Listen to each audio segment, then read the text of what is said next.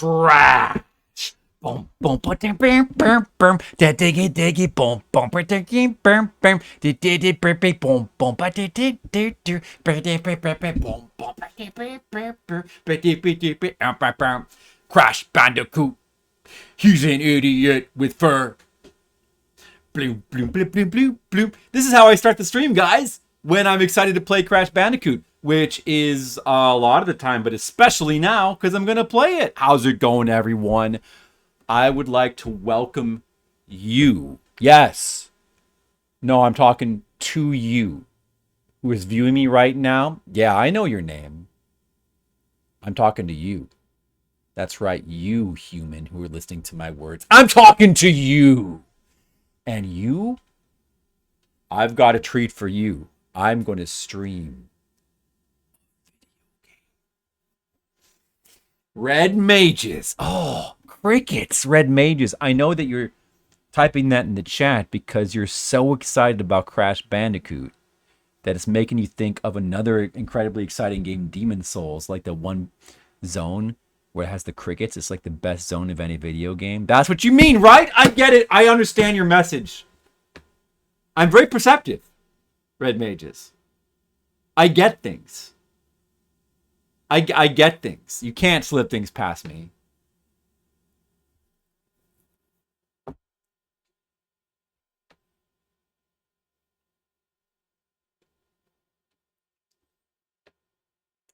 How's it going, Red Mages? Red Mages, hello. Right, well, I think the stream, what is this called again? A stream? I think it's getting off to a great start. Judging by the reaction of my audience, it's going pretty good so far. But now, I suggest we play a little video game on our PSX. That stands for PlayStation X. What does the X stand for again? I don't remember. It's like a British thing. I always adopted that in my brain, like PSX. I don't know why. But just sounds cool. Like PlayStation 1 is not just PlayStation 1. It's PSX. You know, other PlayStations, they just have numbers. PS2, PS3, PS4, PS5. Boring. But PlayStation 1 is PSX. Like that's... And it's PlayStation 1. It's like both. It's everything. It's like a lot of things. It's pretty good. Red Mages, you fell asleep? No doubt because the playthrough was so incredibly exciting that like it shocked you to sleep, I'm sure. Or maybe you were just tired. Well, Red Mages, I got halfway through the game. I after messing around with it a little bit, I decided it's not worth it to try to get all the boxes. We should just completely ignore that. Just focus on playing normal and get whatever boxes we get, because I think it's like way more fun that way. Oops, I just clicked on Castlevania Symphony of the Night. You know, we played that just last year. Actually played that just last year. But I was going to go back and like, that's a game I was thinking about going back to like 100%. I don't know what that means. Like, I kind of like, when I was playing Castlevania Symphony of the Night, I was kind of like feeling like, I want to just like farm all the enemies and get like all the items. That's a game that just like makes you want to just do more, just get more. Save state. I think we just do a fresh boot. Hopefully. I have a password and a save. The save messes up for some reason. We can check the VOD for the password. 100% Bloodborne. If 100% can only mean all the bosses and like, you know, like to me 100% run of Bloodborne is just simply doing the route that gets you like every single boss. There is no other. Well, I mean, obviously, like, you know, I don't even think that no, it's not achievements. Achievements don't exist. That's not a concern. All endings? No, I'm not getting all, that's stupid. I'm not getting all the endings. You have to play through the game multiple times for no reason.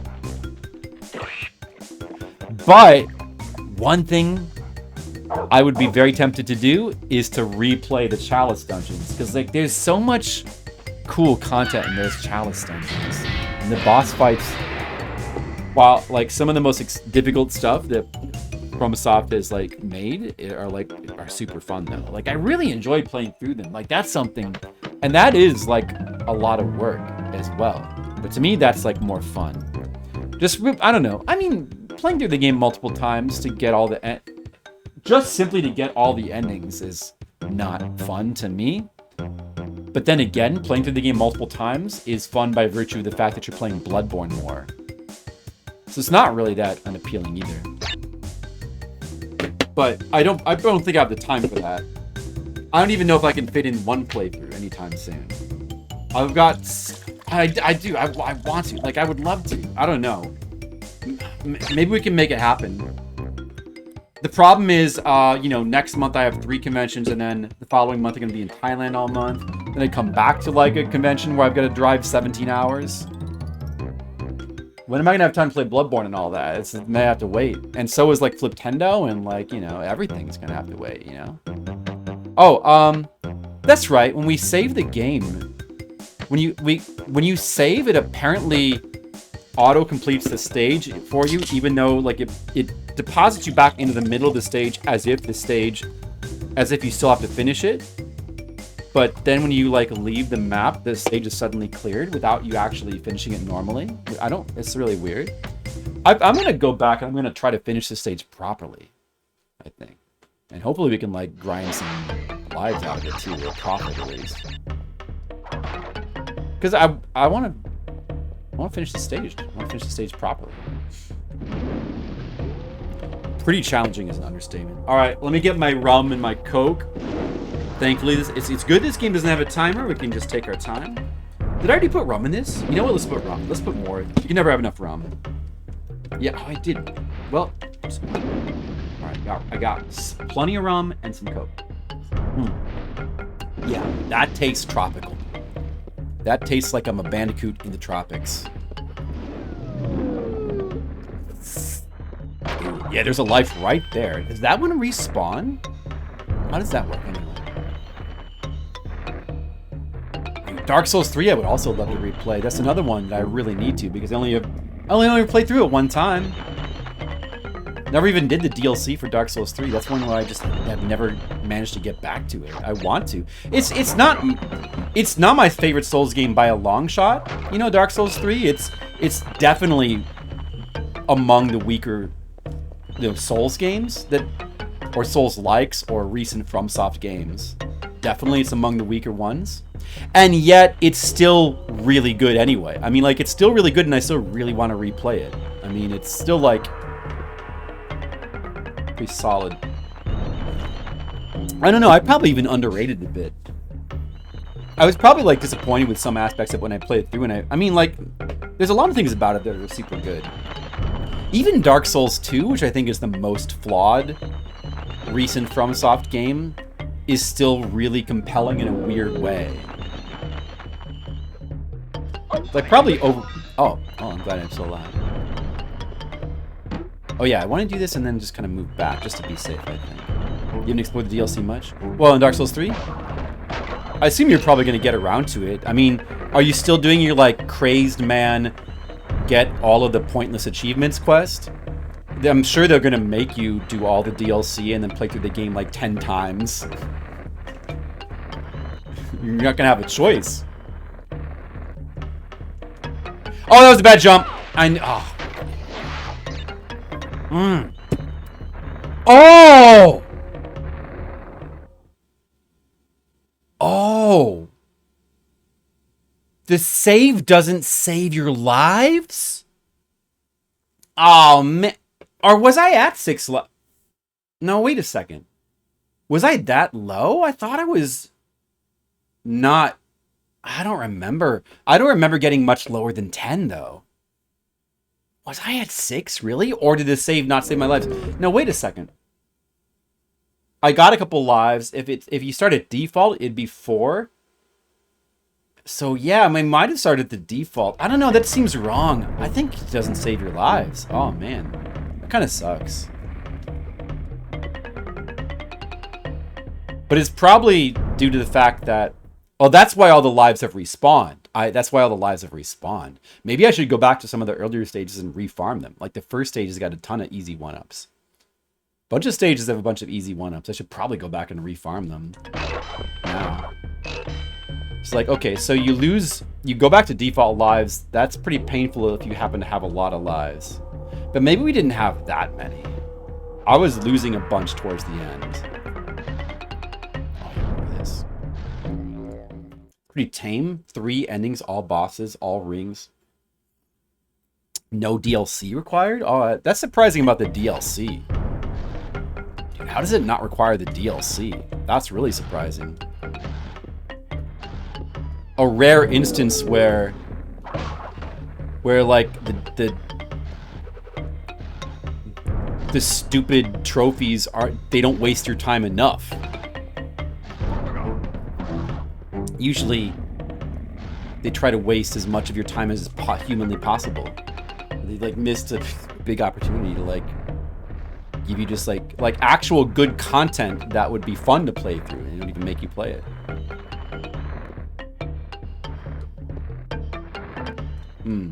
Well, I mean, Dark Souls 1, I feel like the DLC for Dark Souls 1 came out a few years after the initial game was released. Like a few years, so probably the achievements for it were like codified before it came out. But Dark Souls 3, they would have known they were making DLC ahead of time. Most likely. I don't think it took that long to come out either. Whoa, whoa, whoa, whoa. Careful! Crash! That seems a bit weird.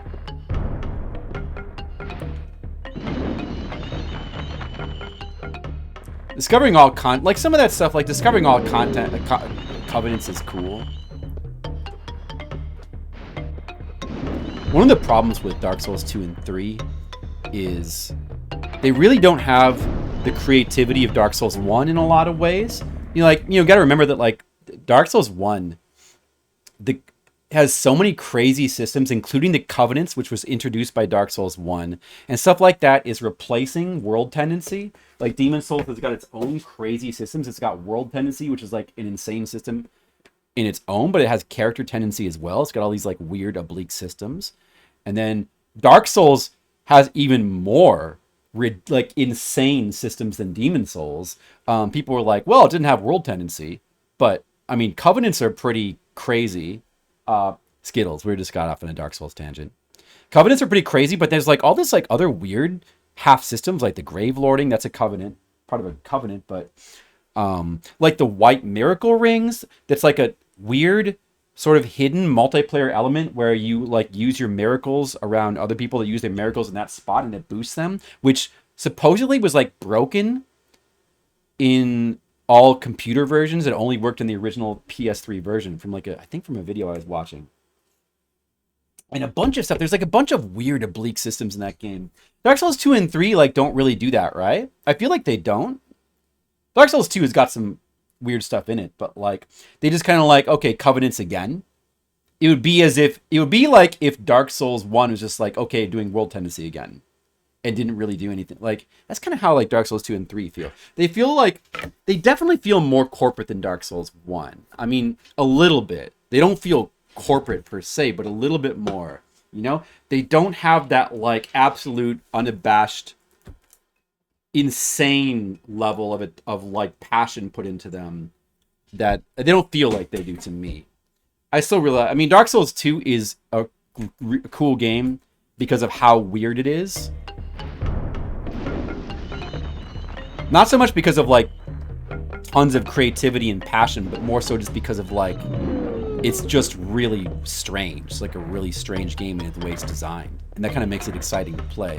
Whereas Dark Souls 3 is like the opposite. I always thought it's like excessively polished. The combat I think is amazing. Like I love the combat, and like the game looks amazing, but it's kind of just missing that spark that Dark Souls 2 and 1 had. I almost messed up that shot. Skittles, how's it going? Sorry, I was gonna get on a tangent there. We started the stream, and I already got on a tangent. Are you surprised? Well, you know. It's me for you. I like the music in this stage. I actually like a lot of the music in this game more than that. I was kind of willing to like sell it short. I don't think it's like, it's not like Sonic caliber of like great music, but oh, son of a bitch. Like, it's not like it's far from an amazing soundtrack, but it is an appealing soundtrack. Like, it's pretty good.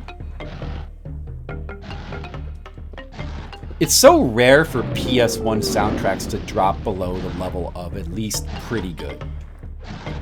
But so often they're like super interesting and really cool. Platinums. Yeah, I mean, you know, I mean, to me, like, yeah, I don't know. I mean, like, oh, shoot. I don't know. I mean, I guess, you know, there's cool things about going for the like, they're such cool games that, and like, I really do feel that desire to like want to see all the content, particularly with like Dark Souls 1, Demon Souls, Bloodborne. Like, I really do want to see like all the content. So the kind of stuff that normally I think is like just bullshit, that is, I mean, that's why achievements exist. They exist to waste your time and pad the game out to ridiculous degrees, and to essentially, you know, getting off of my achievement rants again. Skittles, sorry. Now, he actually likes it secretly, I think. They, you know, we all know that they exist. It's like one of the most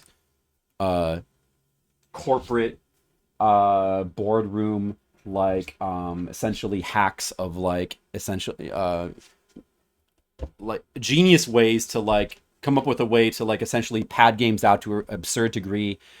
And even to this day, it's like, it's amazing to me that people like give it such a pass. But at the same time, yeah, I mean, 100% in games is cool, can be really fun. Like, you know, it can be really satisfying. Exploring games, like getting all the stuff, especially in like a Souls game, like just, you know, I still don't really have any like particular urge to want to. I'm too anti-achievement. Like, I always ignore the achievements. I do what I want to do. But I do remember, like, when I was first playing through Dark Souls 1. Son of a... No. That was Red Mage's fault. Okay, maybe it was partly my fault. Bloodborne's number 1 for you? You put 2 slightly ahead of 1 previously. About playing 1, you realize that is foolish. yeah. I'm glad you realized that, yeah. I mean, look, I mean, there's people out there that are advocates for, like, every game, and there's people that think Dark Souls 3 is the best for some reason. It does kind of have, like, from a technical standpoint, it has the most technically appealing graphics. For people that, like, care more about, like, the technical side of graphics and realism, I can see why they might prefer Dark Souls 3 or whatever. I don't know. The gameplay is really polished in its own way as well. Probably more polished than 1. But I think Dark Souls 1 still has overall much better gameplay overall, in terms of, like, everything. It has better everything. Like, it has... Son of a bitch. You really prefer Dark Souls 1 to Elden Ring? Yeah, not even talking about Elden Ring. Like, Elden Ring is so different from... I mean, it's the same in a lot of ways. Obviously, Dark Souls... Like, Elden Ring, you know, it feels very much like a Souls game, but... in terms of the game feel, but, like, in terms of, like, the overall structure of the game, it's so different that I don't really... I do put it in, like, a different category. I think about Elden Ring. I really like Elden Ring. I probably like it more than you, but definitely I agree that Dark Souls 1 is far above Elden Ring, because it's far above every game. It's my favorite game. It's far above every single game that exists. I would still put Elden Ring around the same place as, like, Sekiro or... I don't know. It's only... I mean, I really like Elden Ring. I think it's super awesome. But I wonder if I would... I don't know. Maybe my opinion would go down. Just, like... I did my crazed playthrough of, like, trying to collect everything. Oh, I was supposed to jump on that. You very mixed on Elden Ring? You know, the thing is, like, the thing about Elden Ring, there's definitely things about it I don't like, but those things seem to just not matter. Like, you know, I vocally complain about the soundtrack. I was playing the game constantly. But And I experienced this when I was playing Blasphemous on stream recently as well, which I was surprised how much I liked. You can just turn the music off and it solves the problem. Like Elden Ring play. So like that was my biggest problem with the game, was the soundtrack. I know Skittles has very different problems with the game than me. Which to me, like that was a problem that actually just really wasn't a problem at all, for the most part. 2 Souls games is enough for you. So Elden Ring and Dark Souls, that's all you need. When you, oh, he's gonna turn purple again. It's kind of hard to like get into like a big Souls discussion. We were talking. We did like a little mini achievement rant, and then now we're like getting into like a big Dark Souls hunk, and I kind of need to be focusing on the damn platforming. I'm gonna die. Skittles. Were you aware of the fact that in this game it seems like oh, I forgot it. Oh, you can still do that. Oh. That was still not the way to handle that though. What was I gonna say? Skittles, are you aware that in this game it seems like the saves don't save your lives? We seem to have got reset to default lives. I mean, I didn't expect you to warn me or anything, but I was just wondering if you happen to be aware of that. Oh, I gotta turn my Discord off, or it's gonna keep beeping while I play. I remember to turn that off. Although, to counterbalance that, I noticed that it seems like all the 1-ups respawn, so we could probably go back and refarm a bunch if we are so inclined. Although, I didn't really want to do that, though. Although I admit it doesn't sound unfun. Uh-oh! Oh! No, oh, that's a bit.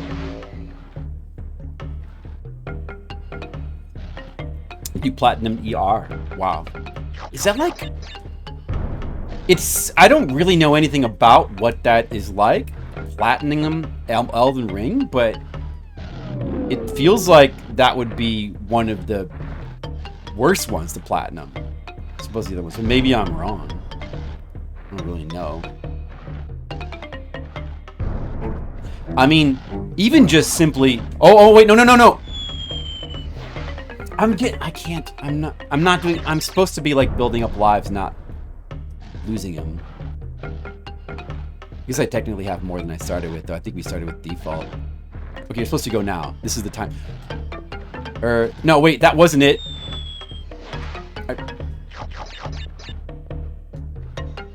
Wait, when was the time to go again?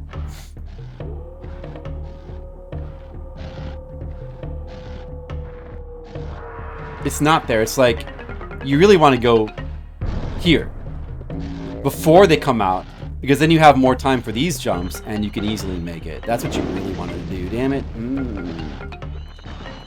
Oh!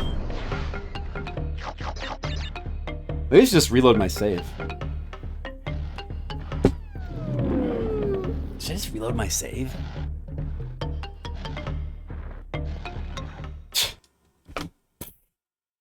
Well, if I reload my save, we'll get a chance to, like, just check how many, if it really is starting with default lives. I'm pretty sure it is, though.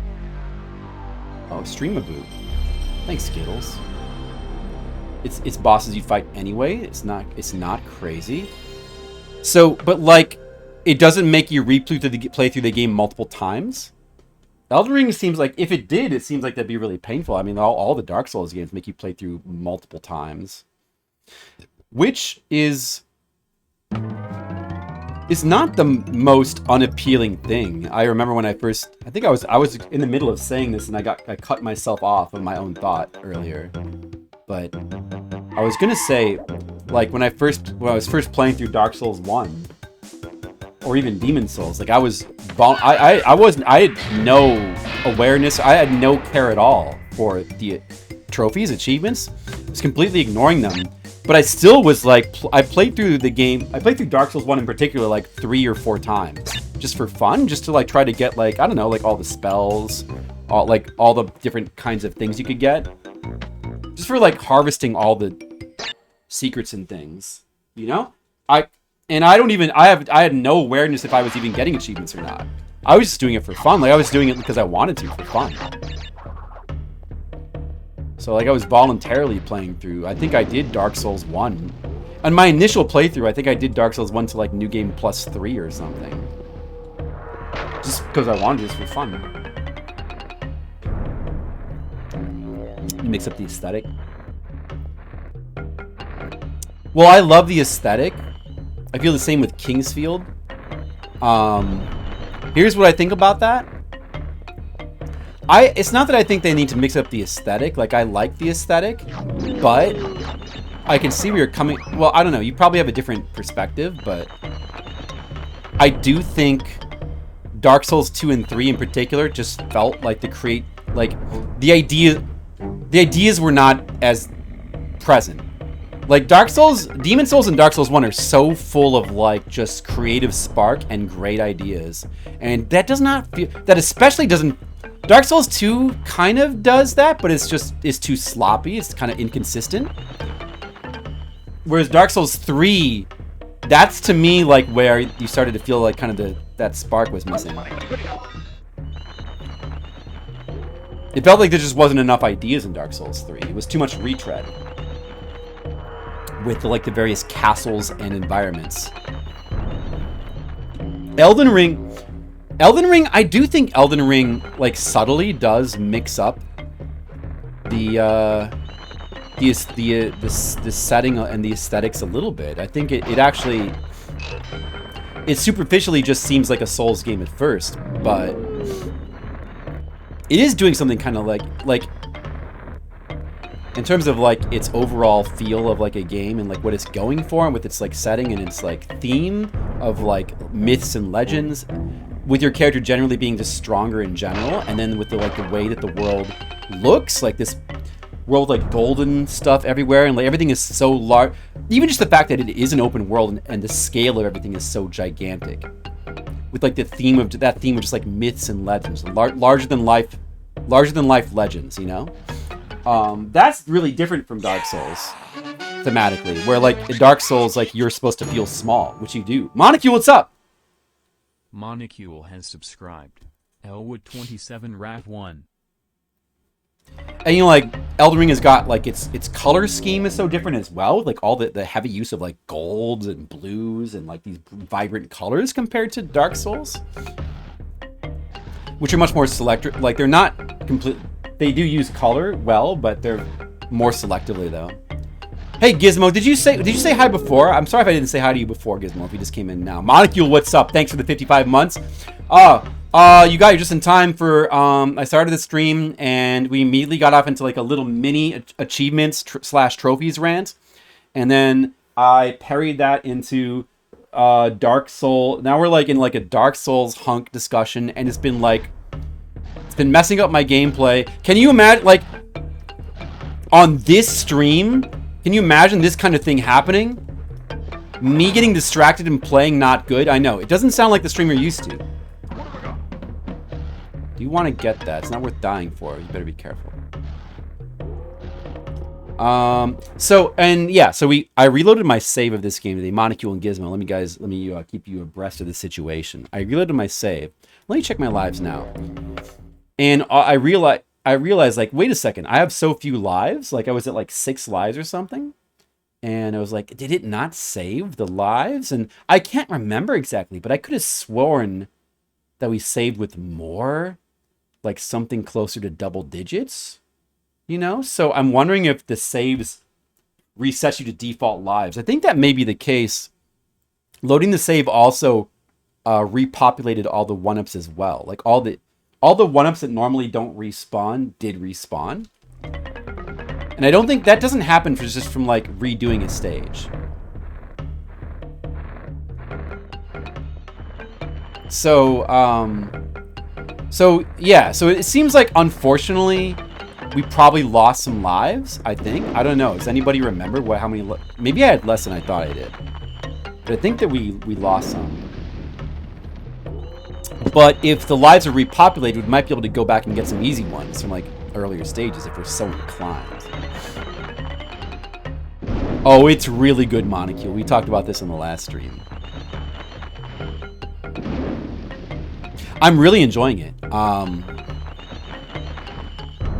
My disappointment with this game is currently being like outweighed by how pleased I am.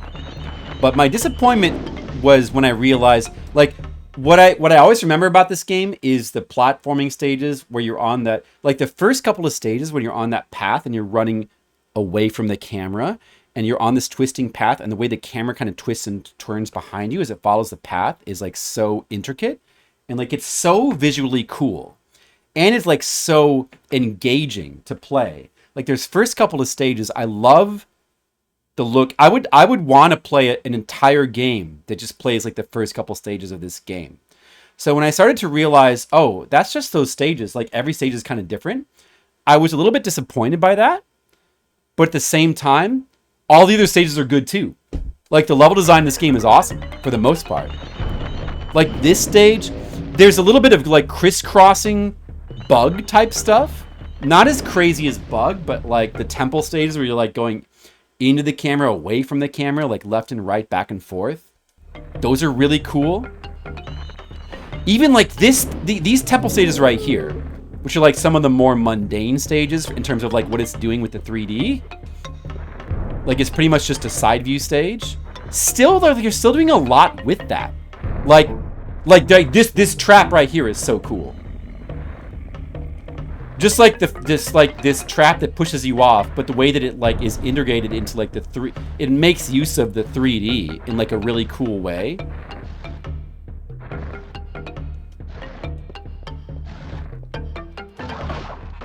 And the fact that these are side-scrolling stages here, but they still have a depth element that actually matters sometimes. Sometimes you can go into the background or like there's some depth.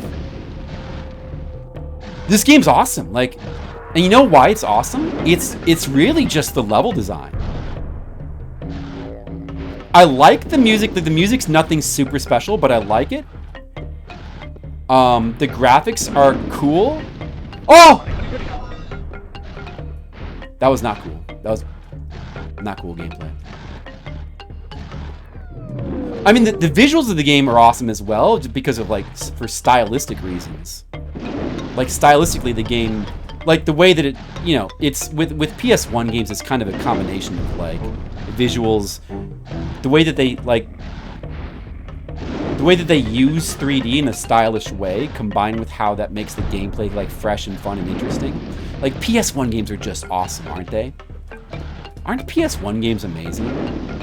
But I should try. I do want to try. I definitely want to try the other Crash Bandicoots. I can't remember if I played 2. I'm starting to think, I have no memory. I'm starting to think that maybe I didn't play 2 at all, but I sort of vaguely remember renting it. I know I didn't play 3. I didn't play the racing game.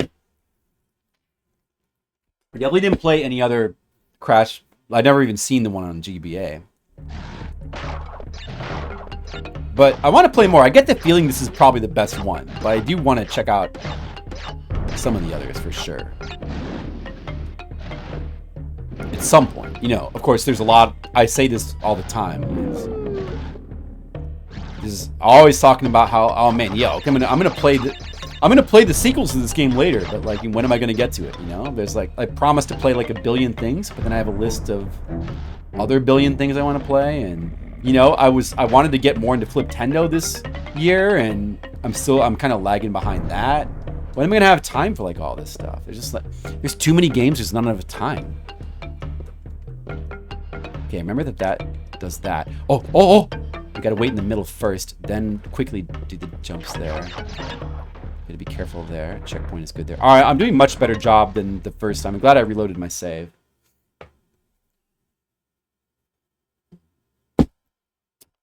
How are you guys doing? How's everybody doing today?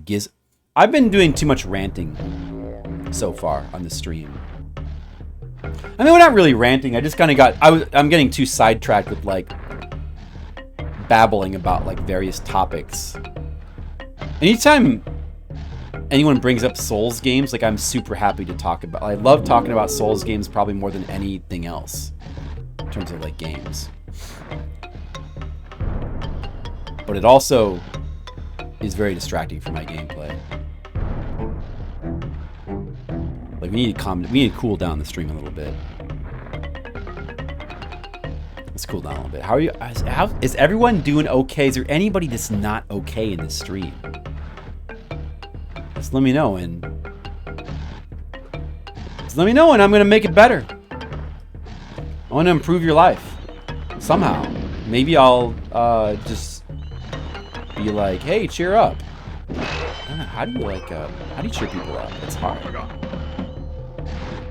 Yeah, I've been jumping a lot, Red Mages. Look at all this. Watch this. Jump, jump, jump. Look at these precise jumps. Are they precise? You have a soul molecule? That's good? Do you mean that like metaphorically or? Oh shit. I'm shocked that we don't just die standing here from these bats. I guess that bats are like, you can just kind of stand to the side of them, can't you? They're not as... Oh!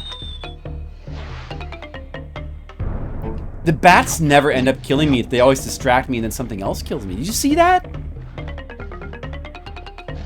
AI viewers available stream boo. Yeah. Something that would make us all feel a lot more comfortable in the world, I'm sure. Skittles, of course. Yeah. You... Skittles, that was your fault! Skittles, I forgive you. I forgive you for, like, making me die like that, Skittles. I'm very generous of spirit like that. Oh my god.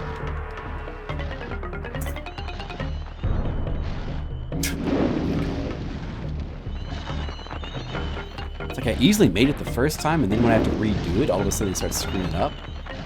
Oh, that just means that you got, like, streamer brain, like distraction syndrome. I mean, you might think you're paying attention to the game, but if you're streaming a game... Oh my goodness! Oh, okay, I did take damage there. I was trying to hug the wall. Oh, they did... Okay. The bats got me that time. I was not quite... I was definitely taking them a little bit more lightly. I think the last time, I was like really like in the corner. And that time I was just like a little bit outside the corner, and then I suddenly died. So I was up against the wall. I guess it's not being up against the wall. Like I was just in a spot where for some reason their hitbox, maybe they're curving up and they're just barely missing me or something. But the bats are not as much of a joke as yeah. You do need to be careful with the bats. Rock and roll. Oh, that's true, Red Mages.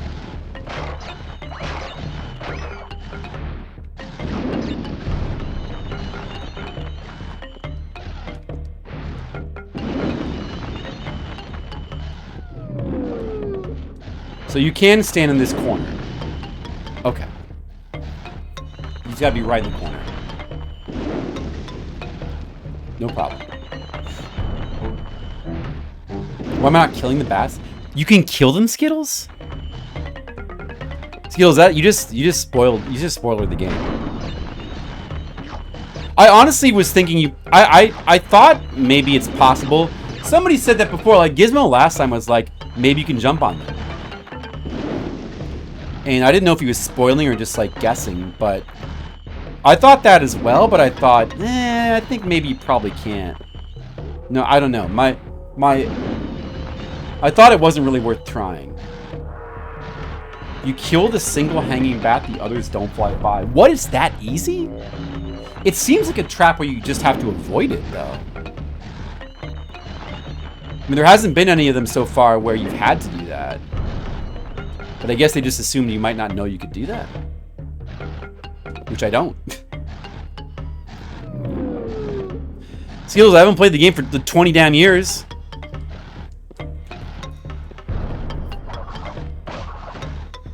I played the game like once. I really enjoyed it. I talked during the stream about how like I have fond memories. Like I remember really enjoying the game, but I've never gone back to revisit it. And like there's certain things I remembered that like kind of stand out in my mind. Like I definitely vividly remember that damn. I don't think even those white boxes there, I don't think... Oh no, there was like a Cortex head there, whatever that does. So I missed that. Should I die because of that?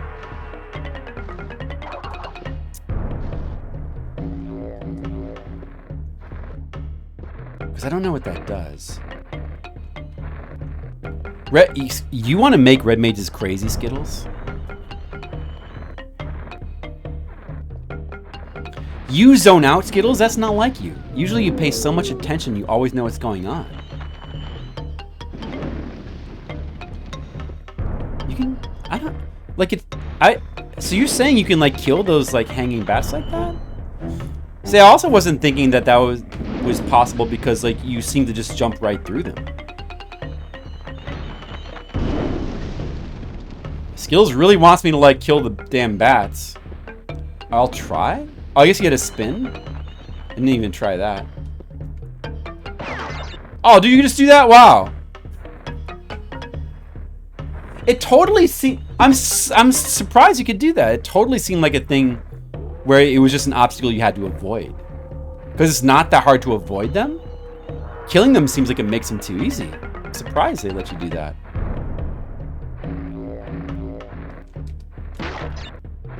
Oh, damn. Wait, I can still make this one, right? No, I can't. Oh, no. I'm missing this one up. Oh, I still got it anyway, though. What the?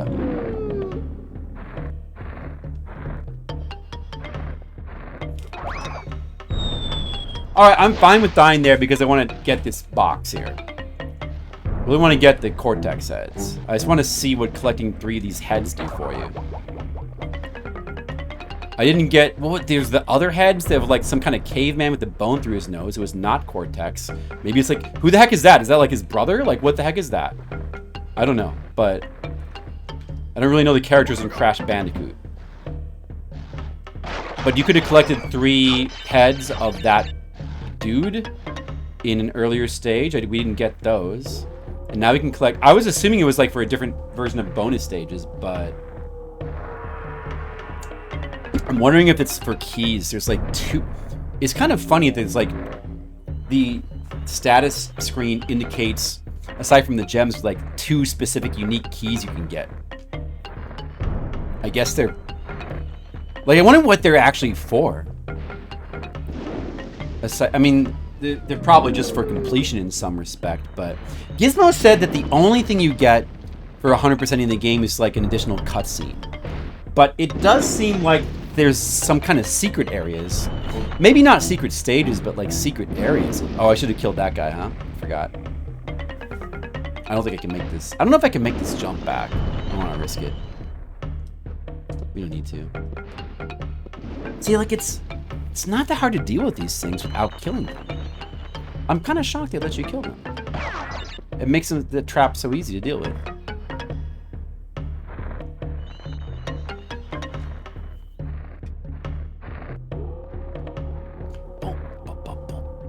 Okay, I want to get this time for sure. Mess it up.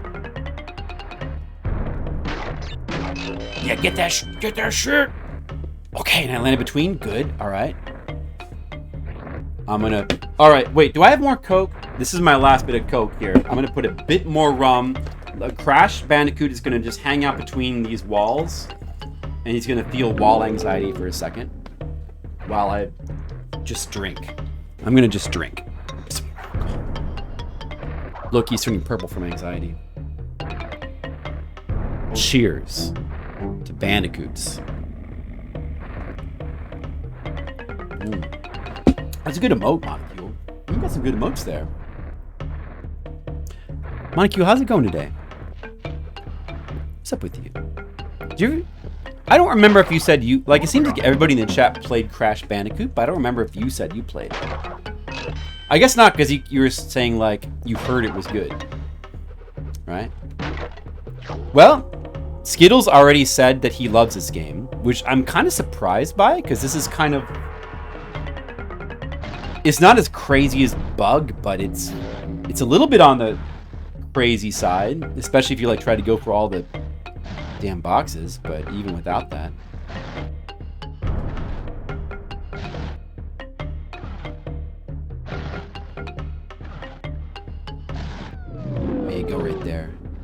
This is not a complicated one. It just... Yeah, you just go like that. Right, okay. Tractor? Oh, okay, nice. Yeah, didn't you get like a new tractor or something? Bought this PS1.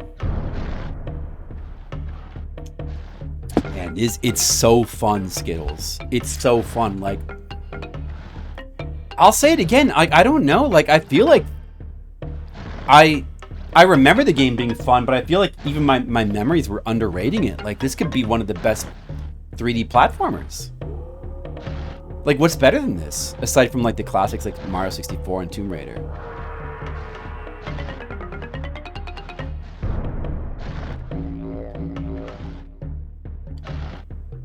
Crash 2. Yeah, I really need to play Crash 2 soon. Is Crash 2 that good? Because this game's really good. Okay. Oh, man, that's a tough part there. Wow. Cool. Cool.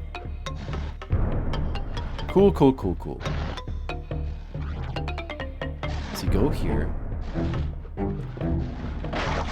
No problem. Conquered Bad Fur Day? I doubt... Conquered Bad Fur Day is like a bit more like... I was about to say, I probably prefer this to Banjo-Kazooie. Banjo-Kazooie is... but that's more of a Mario 64 kind of game, collectathon, than a linear 3D platformer like this. I'm thinking more specifically of like linear 3D platformers. The problem with linear 3D platformers is like so many 2.5D platformers. They're just normal platformers, and the 3D is just visuals. But like this game is making such cool and like stylish and creative use of the 3D in its platforming. If like, I don't know, what are some examples that go against this? From what I can think of, I feel like for the vast majority of 3D platformers, or like 2D platformers that use 3D after the PS2 era, they're usually very, very straightforward. They don't like do this kind of stuff. I never tried Conquer. I'm not sure if I really gel. I don't know about like the gameplay of Conquer. It looks very much like Banjo-Kazooie, but I don't know if I really gel with its... Oh, there's the third head. We don't know what this does. Is it a bonus round? So it is a bonus round, but a different style? It's a different style of bonus round. I see. It's a special bonus round, basically. It's got some music. This is cool. This is kind of exciting. A little bit scared. Conquer looks fun, I guess, but I don't know if I gel with its kind of extremely British humor. I don't know. I'm not saying that I don't. I'm just saying that from every time I've like looked at Conquer, I wasn't really feeling it. But I probably should try it. I mean, Skittles probably remembers when I played Banjo-Kazooie. I think it was Skittles. Maybe it was Mr. Leo. One of you guys like donated some money and asked me to like do a 100% playthrough, and I did. And I generally enjoyed it a lot. Like, Banjo-Kazooie is like a super good game. It's not a masterpiece like Mario 64 because like nothing is, but it's still a really good game for what it is. But I might prefer this game more. I think I probably prefer this game to that though. What? Wait, what? Oh, I'm an idiot. You just spin. I was like trying to jump, and it was like, how do you can't jump over them? And it was like, you just spin. Oh no, I messed it up. You only get one chance. You only get one chance. All right, well, whatever that was, we missed it. Maybe that was it's probably like a key or something. I bet it was a key. Whatever that does. Oh, and then we died.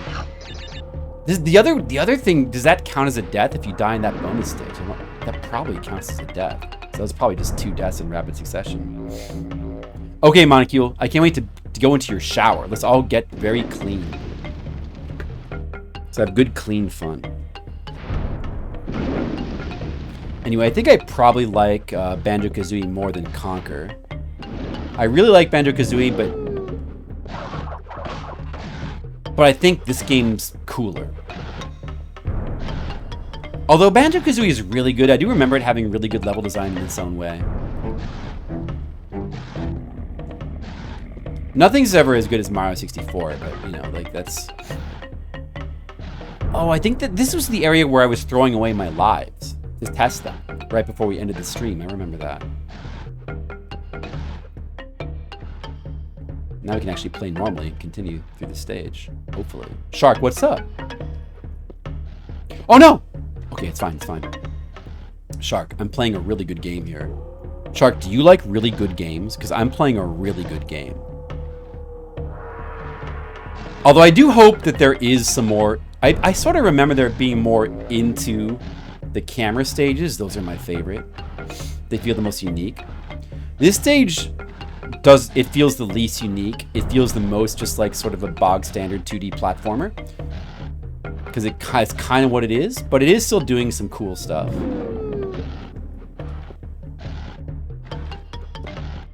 I like that Misty Bridge stage that's so difficult.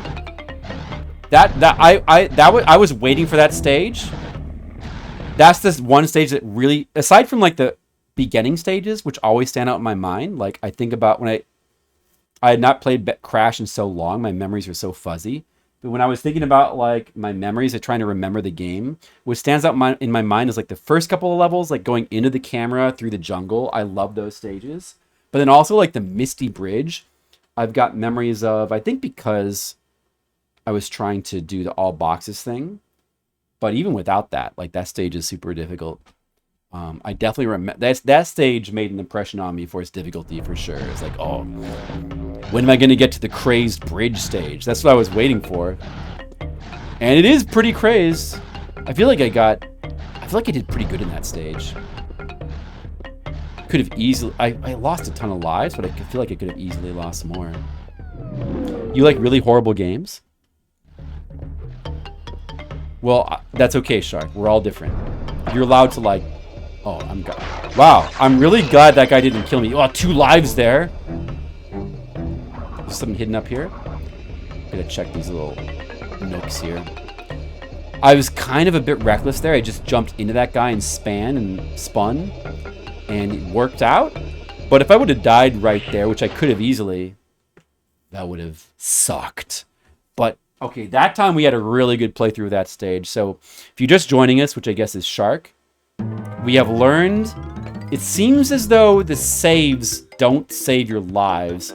I seem to have, I could be wrong about this, but I seem to have come back into the game with default lives. I believe I lost some lives. But the 1-ups do respawn. Like, we could go back to the first stage. See, like, when you play through a stage, there's a bunch, like, certain 1-ups, I think maybe, I'm not sure, but it seems like maybe certain 1-ups do respawn. But the majority of them, especially like the easy ones, they just place like in the middle of the stage, we can just grab them. Those don't respawn ever. But if you reload from a password, apparently they do respawn. Like you go back to default lives, but then so I'm going to go back, I'm going to actually play through the first stage again. I'm not going to even try to do that bridge. Because I'll just waste lives. It's not worth it. I'm not going to even try.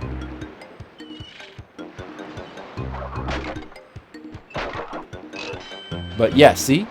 That life right there will not respawn. They just put like a free life at the beginning of the stage. That will not respawn. But it respawned because of the password. So that, I guess that's the give and take with their system.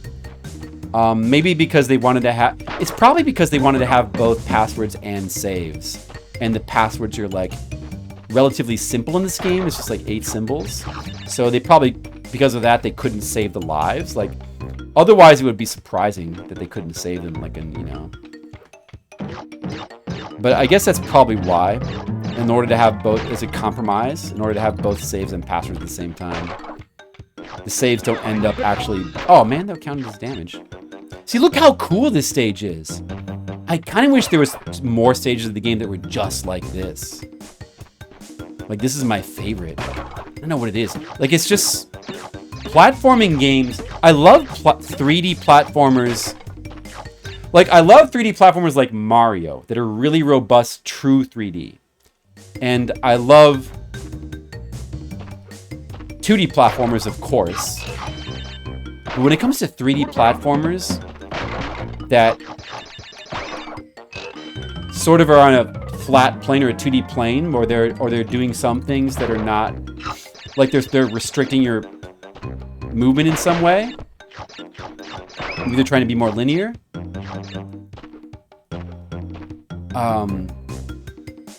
I love it when they do creative stuff like this, where they kind of mix things up, and sometimes you're doing side-scrolling, sometimes you're like going into the camera, like you come away from the camera. Sometimes there's overhead stages. Like this game is like doing. This game is so crazy ambitious. It's pretty insane. And not only is it ambitious, but like it's very successful with everything it's doing.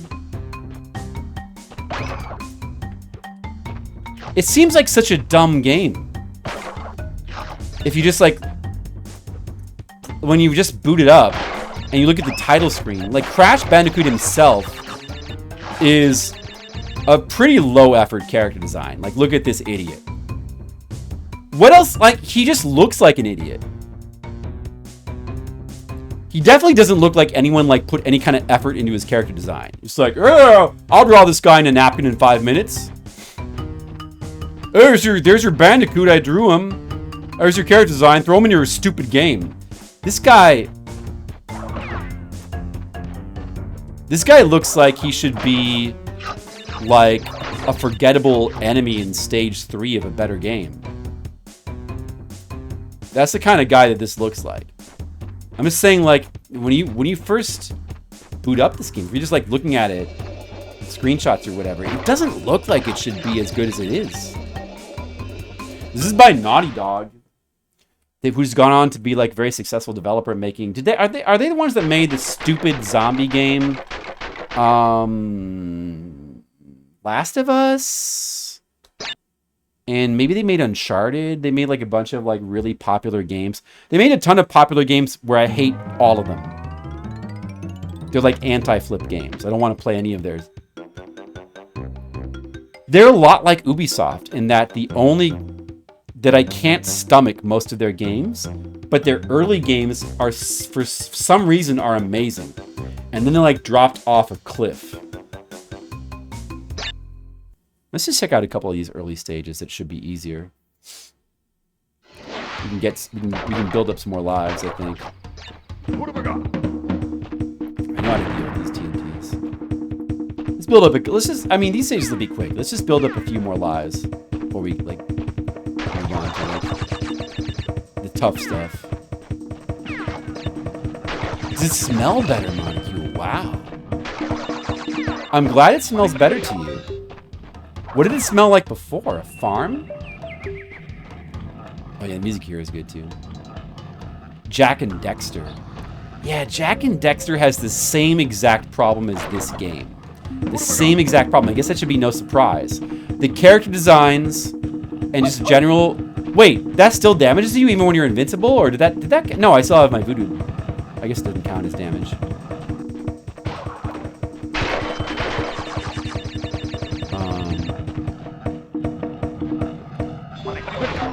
It should be counting as damage, right? If you have invincibility.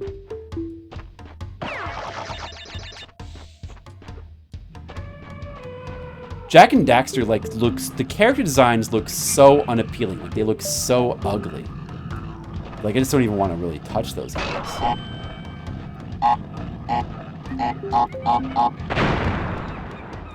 But I probably should. I want to try them eventually, just to see how. Like, I want to try like the early ones to see what they're like and see if I might like them.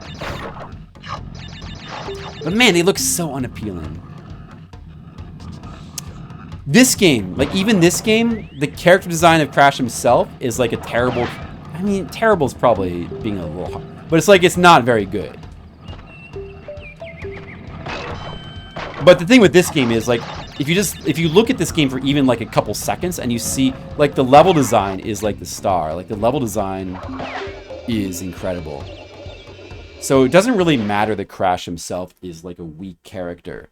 Because the level design is so good. Did I miss 3 boxes? I kind of felt like I got them all. I probably should try Jak and Daxter one of these days.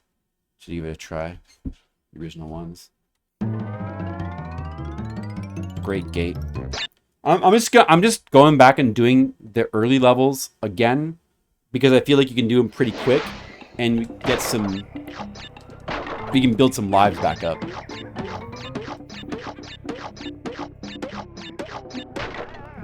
See, we're already at 19, so it was like well worth it. I feel like though this was a stage where I started to maybe die a little bit more, so you gotta be a bit careful here.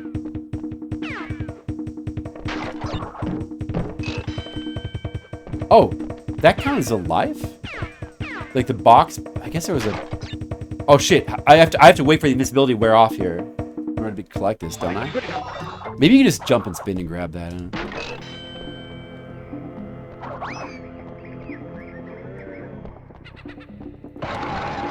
Oh yeah, this is the level that had this spinning platform mechanic. Let's just not worry so much about collecting all the apples because it ends up making you waste a lot of time.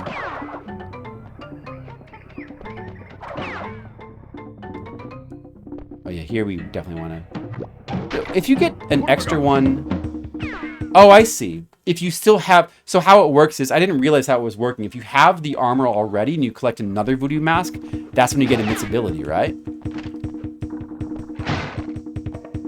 Right.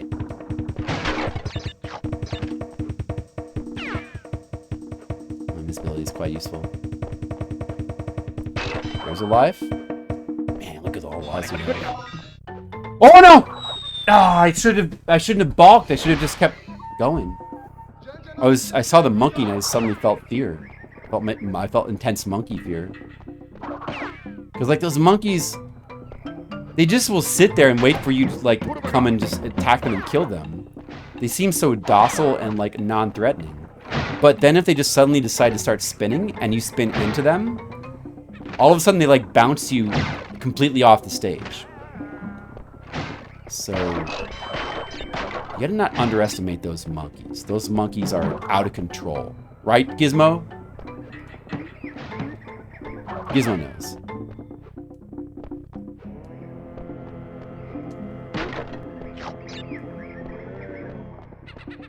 I really like the music here. I mean, the music in this game is pretty good. I like this music. I like the music with the chanting. Like, it's cool.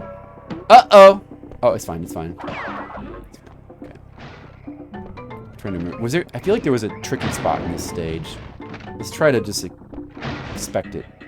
Especially with these spikes. I feel like we died to these spikes multiple times. Let's try to not do that this time. Alright, Monocule. Monocule, when you come to my stream, do you ever expect there to be, like, good gameplay?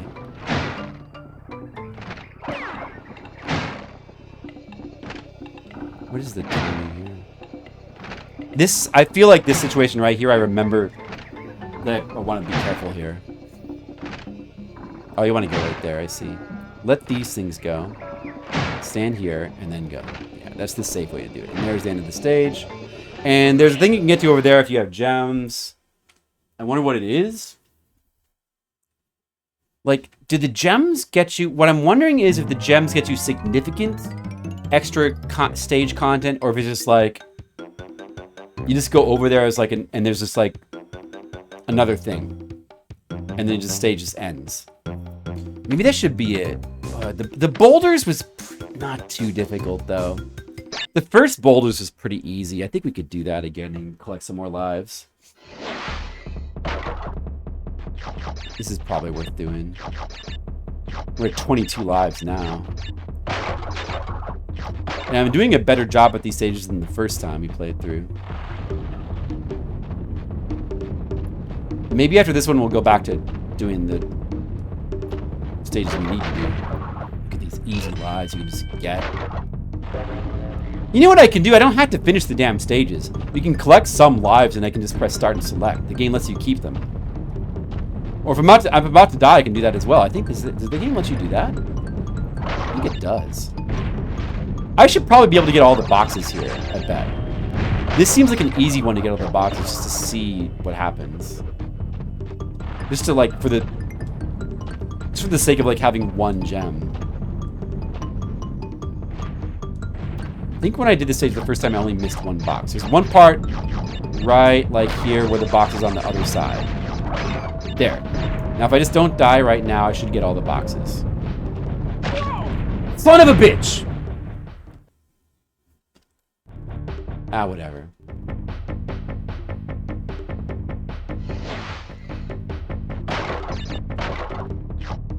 It's not worth it anymore. Forget it. Okay, let's go back to the... That's plenty of lives. Let's go back. That's plenty, I think. Yeah, well, who needs any gems anyway? They're gems are stupid. They're for stupid idiots. Right, Shark. Alright, the next boss, Koala Kong. This is our third boss. I'm going to dedicate this win that I'm about to get in the name of Monocule and his farm. Now, what's this guy going to do? He's going to throw rocks. Okay, he just threw it right at me. Okay, I see. I got to spin and, like, knock it back. The TNT, maybe? Got to bounce the TNT. Oh. Okay, yeah. You have to wait until the rock is just there, and then... Oh, that's not what you do. Okay, I don't think you can bounce the TNT back. You just have to bounce the rocks back. You just have to wait until the rock stops and then bounce it back. Alright, you know what? This is easy. Oh, the TNT blows up the other TNT in a chain reaction. That was unfair. I didn't know this guy was going to be so unfair. That was Skittles' fault. Shark, do you agree that that was Skittles' fault?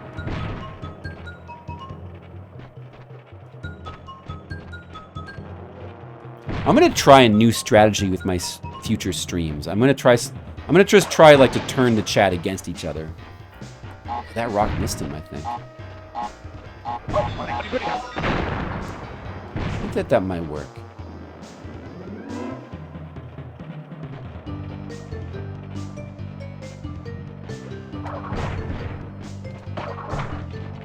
Okay. I wonder if it's probably possible to like walk right into this lava and die. Right. Like if I go up here, can you die from the lava? You have to be careful of that. Oh, it got blocked by the cart, I see.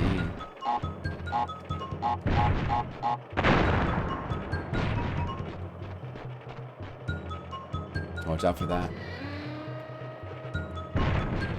This guy's not hard though. Oh, I blocked it again.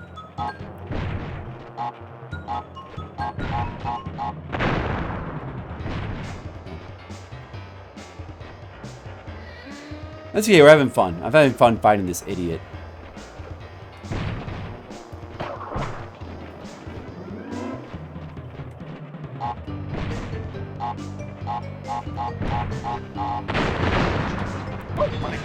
Oh man, I got totally... I had to... Yeah, that was a tight situation there.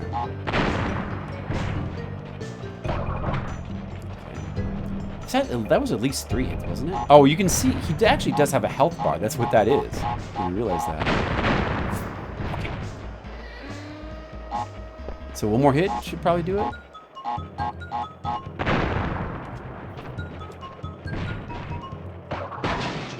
Oh, I knew that was gonna...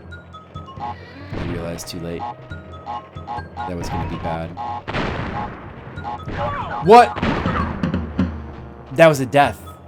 I was like boxed in by the explosion.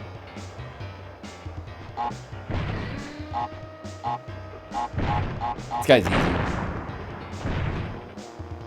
He's gonna die 2 little times and that's it.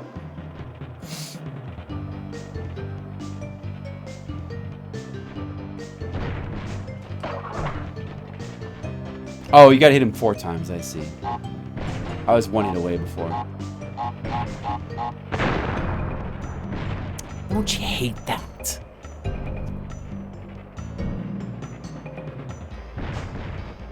Wait. Don't get blocked by the cart. There you go. Be a little patient. I don't like to be patient. I like to just, like... I like to just go.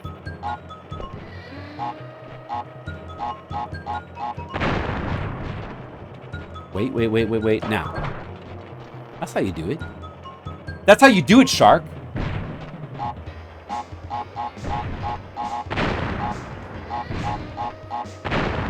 That was close.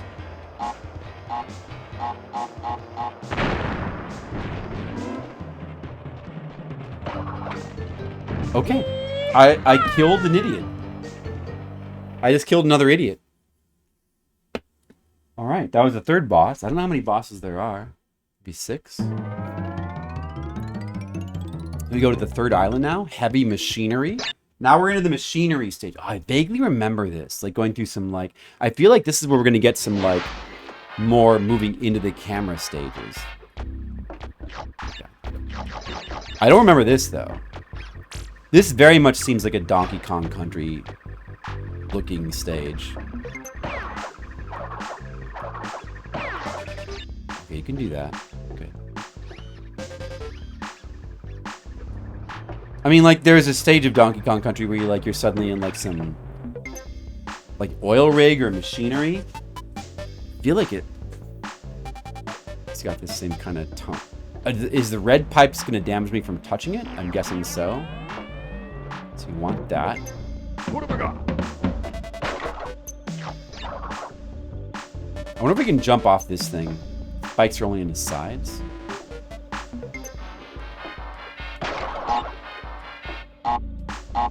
Oh no, we don't want to wait on that. Landing in the middle of that was tough. We lost our hit point. The music's kind of a little bit silly on this stage. I feel. Avoid the red pipes. Oh, this guy again. Okay, this is the other dude, the other caveman's head. I didn't collect all of his heads before. He's got more heads in this stage. You can collect his heads again. Whoops. That's not ideal.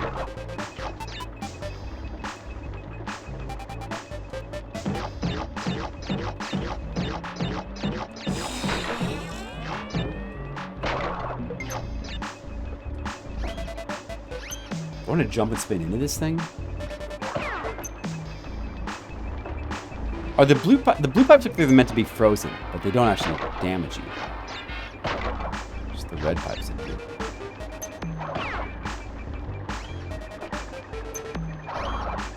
Let's try to use caution. Let's try to not die. You can jump on this thing, right?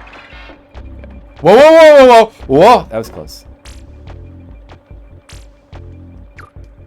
Life! Oh! Wait, let me just get that! Oh! Okay. Oh, man. I was so close to surviving. Wait, where? Oh, no. There was no checkpoint. No, wait a second. Oh, no, I wish I hadn't collected that life now. Well, I was close to getting it without dying. I had to go for it. It was a life. But now I've lost 2 lives. Because of collecting that one. You know what? That's a net loss. What have I got? I don't care for that.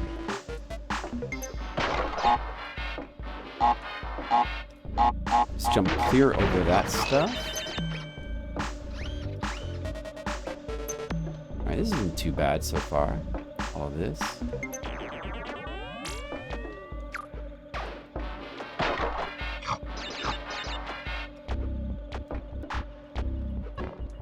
Now this might be the first stage in the game where I'm kind of feeling like... I don't know if I'm really feeling this theme. The theme of this stage. I feel like it's not doing anything super cool. It's just like another side-scrolling stage, which is probably easier for them to do than the cooler into the camera stuff.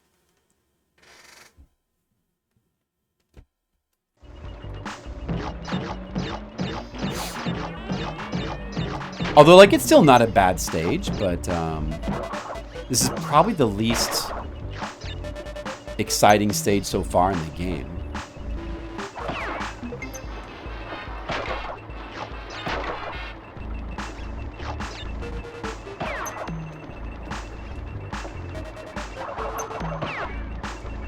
Whoa.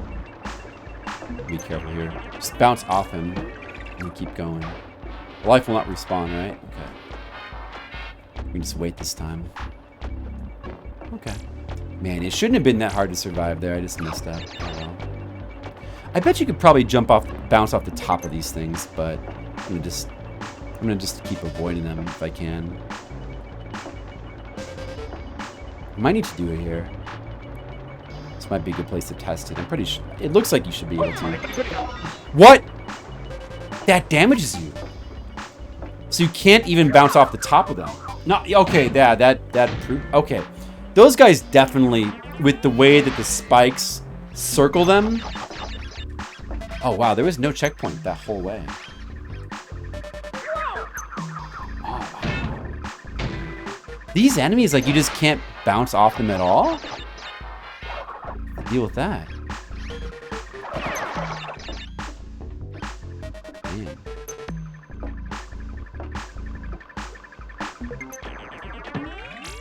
That was a series of unfortunate events. What have I got? So these things, with the way the spike pattern is designed, it looks like you'd be able to bounce off the top of them because the spikes are only in the sides, but I guess not. I guess not.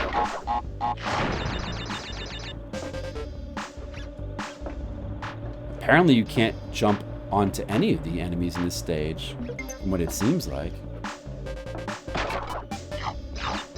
Like, if I just stand here and spin, can you get him with the spin? Doesn't seem like you'd be able to.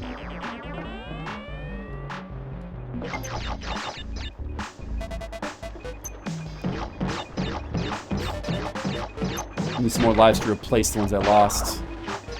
What are we at now? 8. Oh, man, we're under 20.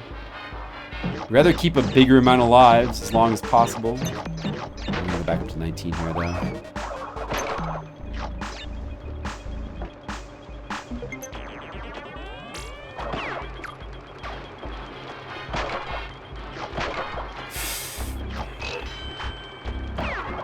Alright, there's a life. 19. 19 is still a pretty good amount of lives. I still feel pretty happy with it. But I prefer to not lose any more.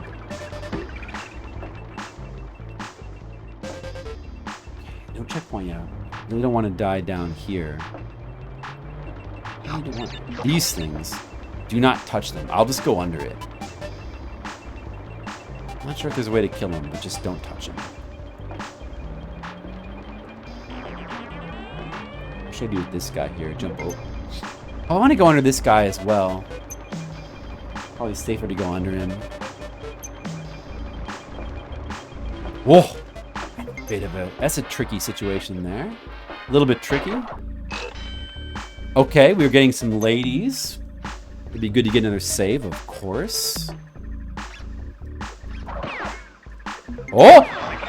I took a careless damage there because of those idiots. Alright, there's the checkpoint, though.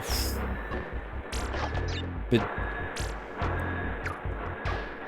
the animation, the steam coming out of the pipes, surprisingly cool looking. I wonder if you can fall in these pipes. Probably you can't. It's probably solid. There's a life. Okay, we're back to 20. This platform is going to take us somewhere. Alright. There's 2 different ways to go here. Oh, this is just a side path. And we get the bonus stage. Let's make sure we get the save. Although the game does seem to let you continue. From what we unless I'm wrong, from what we seem to discover, it does seem like the game lets you continue.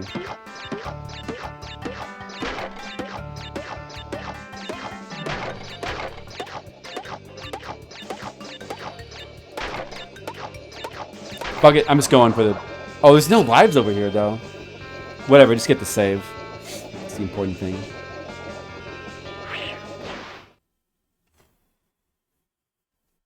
Feel the tension. The tension of Crash.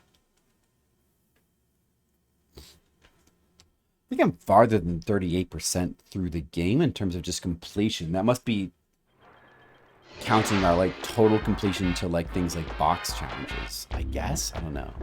I'm not sure how that makes sense, though, but let's give these red pipes a wide berth.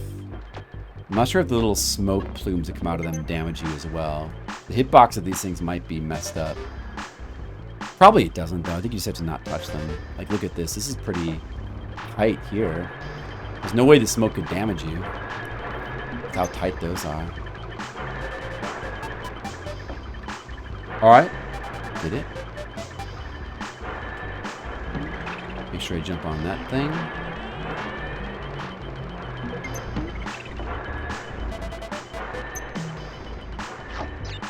Alright, and we need to... I like when it mixes in this, like, crisscrossing. It's very slight, but that little bit of, like, crisscrossing path there definitely adds some very needed, like, interest factor to the stage, so it's not just like a plain side-scrolling stage.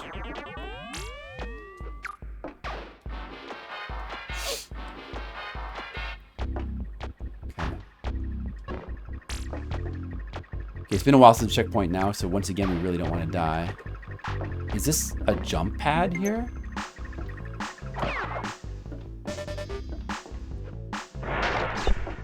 Yeah, as expected. Whoa, whoa, whoa, whoa. Oh man, don't accidentally, like, fall off the side. Is there a secret here?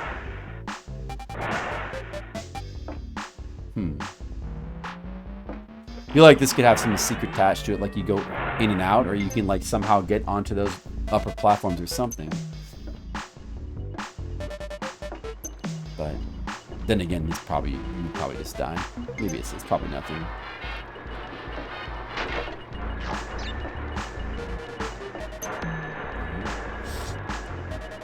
Playing Crash Bandicoot, it's good.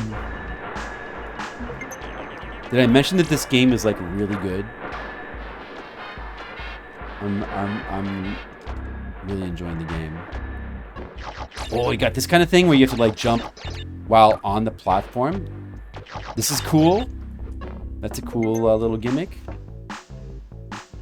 That's fun. I gotta watch out for the right. Another one of those things. I haven't gotten 3 of those heads. It must just be another bonus stage. Is there, like, a good caveman professor in the game, and that's who that is? Who the hell that is? Like, the bad guy of the game is, like, some idiot named Dr. Cortez, who's, like, a... I don't know, he's, like, a caveman scientist that wants to, like, take over the world? Was that what it was? I have no memory. I barely was paying attention to the intro.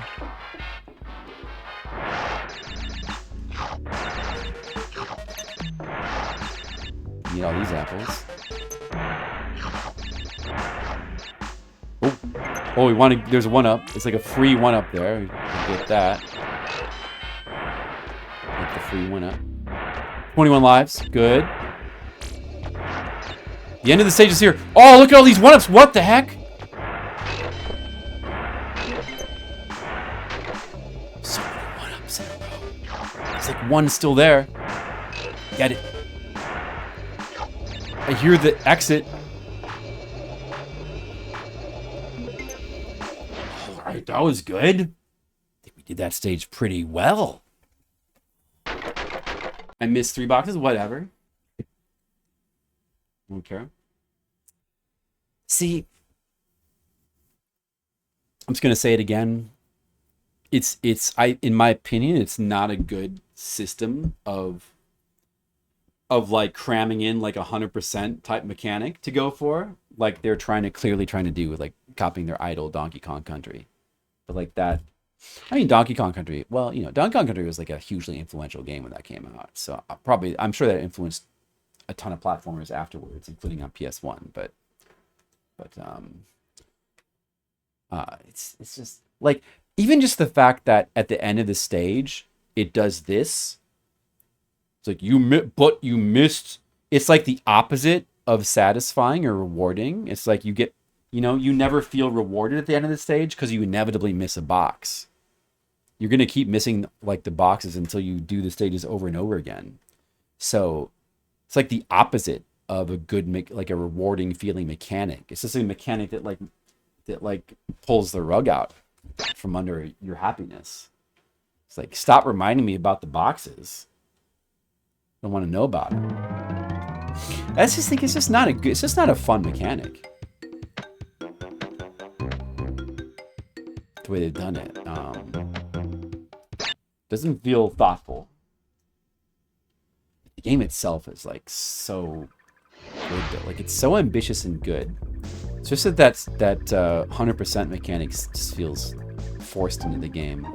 You know, it's such a cool game though that I could definitely see wanting to 100% it anyway, just for the sake of doing it, because it's just such a cool game. So this, I'm remembering this is like his lab. Oh, we didn't find the third head in that stage, did we? We missed a head. We still don't know what those other caveman heads do. We didn't get it. Oh yeah, I remember this. What? Was that damage?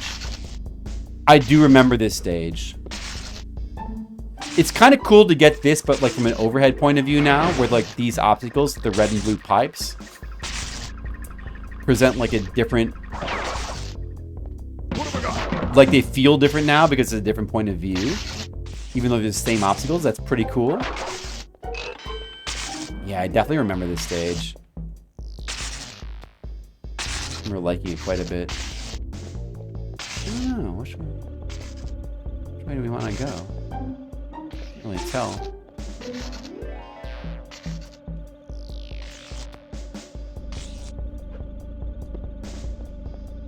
This is some satisfying platforming though.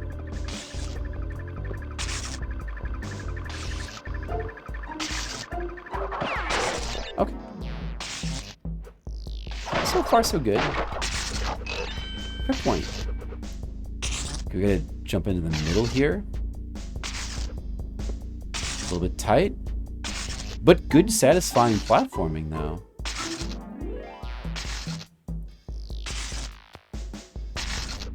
The overhead point of view camera stages like this are also cool. I don't like them. They're not quite as cool to me as like going like into the horizon. That's the coolest for a game like this. But this is, but it's like it's a good mix up. But like they feel really cool and good.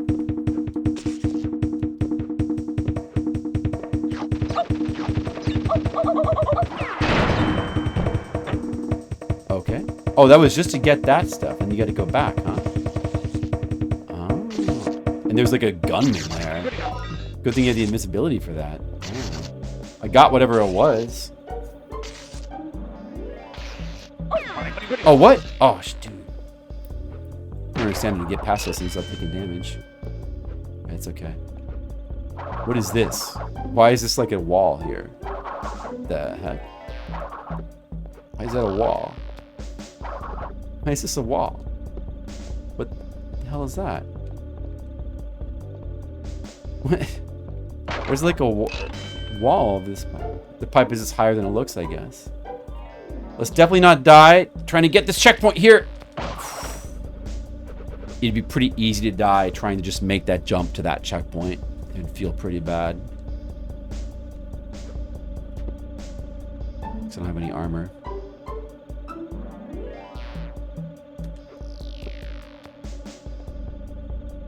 Okay. You can't underestimate these things. I'm scared of their hitboxes. I'm not even sure how to not take damage here. Oh, I do have armor though, don't I? I think we have to maybe go on the right side. The right side's safer. A certain timing. Yeah, okay. There's another, man, a lot of one-ups, and I'm not really dying. I only died once so far. I feel like I'm doing really good in this stage. It doesn't seem easy either. So look at this shit. I'm playing good for once. But dude, the branching paths are interesting in this stage. Oh, there's like a gem thing there. Whatever, we don't care about that.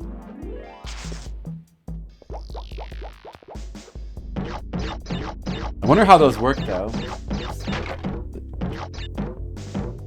The game tells you how many gems there are in the status screen. There's like 20 some gems. Seems like you get 1 gem probably for each stage you perfect. And then what? Like, I guess these little places with the gems, like, cost gems for you to, like, take a path, which then gets you something else, which you need. Oh, this stage's got another fucked up bridge. Imagine having to do that. We don't have to worry about that. Right at the end of the stage, too. You see that shit? Pretty tricky stage. And then, like, right at the end, you gotta do that damn bridge. And if you, like, you get to do the whole stage deathless, and then once you get there, you do that fucked up bridge. If you like mess it up, of course you gotta do the whole entire stage over again. Fuck that. I'm not doing that.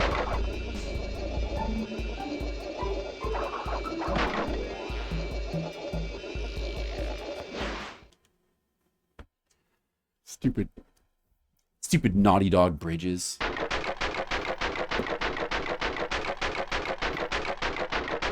Wow, I missed a lot of boxes. You must have to do a very specific route there. There's so many branching paths. You must have to do a very specific route that involves backtracking to get all the boxes there. Who knows?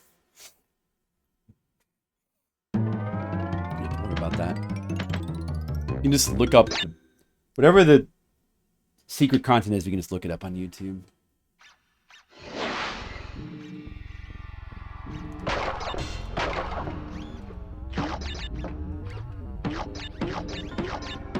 I'm having so much fun playing the game this way. I would not want to have to sacrifice that. Are we actually close to the end of the game?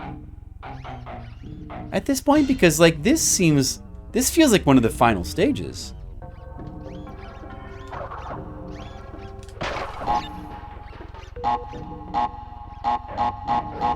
This has got kind of like a... I thought there was supposed to be like 30 or something.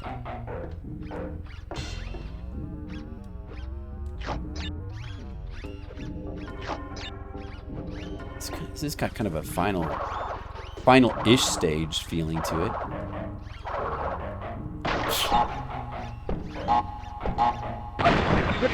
Okay. It's a tricky one. We got a good spin there. Feel that coming. Okay. They didn't trick me. Do you want to really try to get that exclamation point? That seems quite dangerous. Thinking we should just not get that. I don't know. Whatever it is, probably not worth it for our purpose.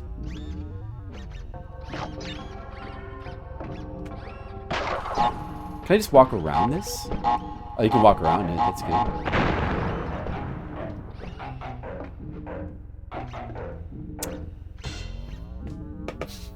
Maybe if you like stay on the far edge and then kind of spin as you land and then just keep going.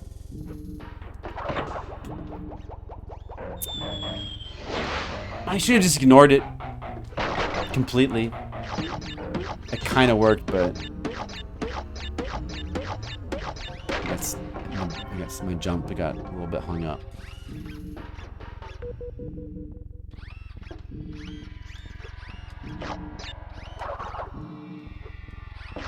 No more throwing lives away. We can just walk around this entirely, right? Yeah, look at that. That's better. Just ignore it. Whatever it is, just ignore it. Oh, it gives you that. Oh, man. Would that have been a bunch of lives? That bridge there. Now I regret ignoring it. Oh, 2 ladies.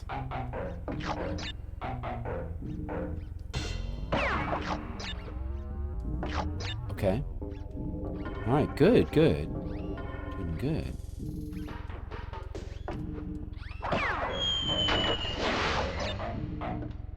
This is doing pretty good.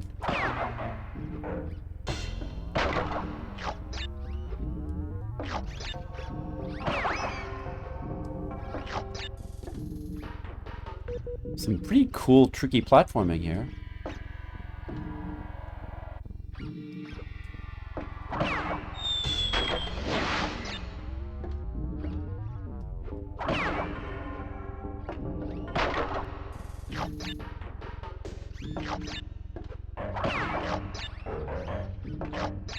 This is pretty cool.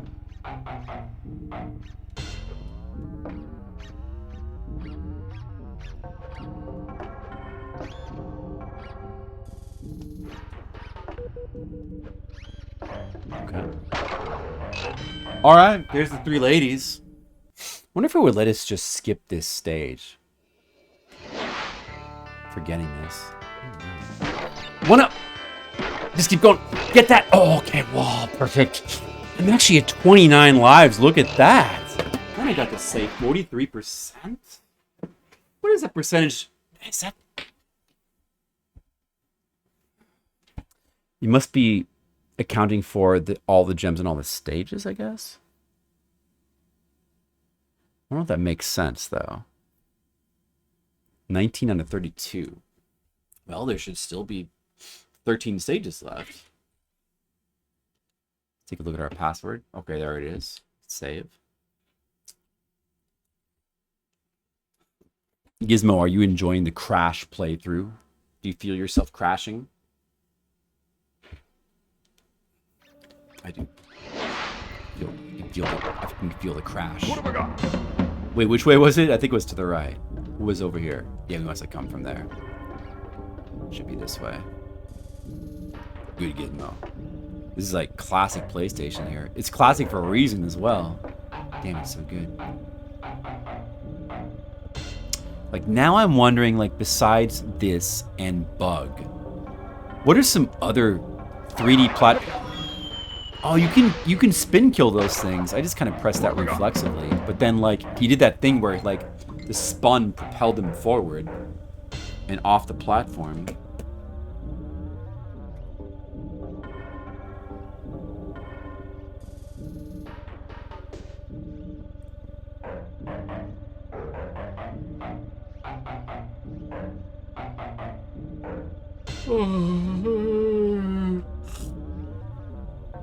Guys, good news.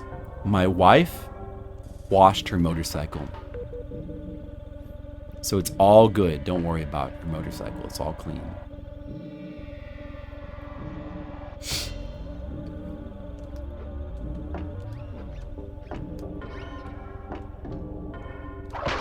Everything is good. Everything's good in motorcycle land.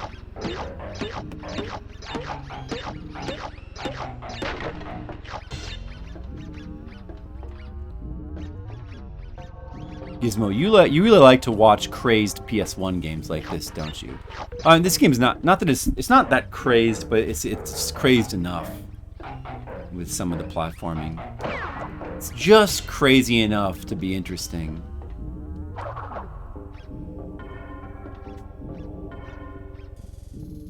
Mostly it's just like super exciting with its stage design. With just like a bit of craziness. Skittles says he likes 2 even better. Can 2 actually be even better than this game? This game seems hard to beat.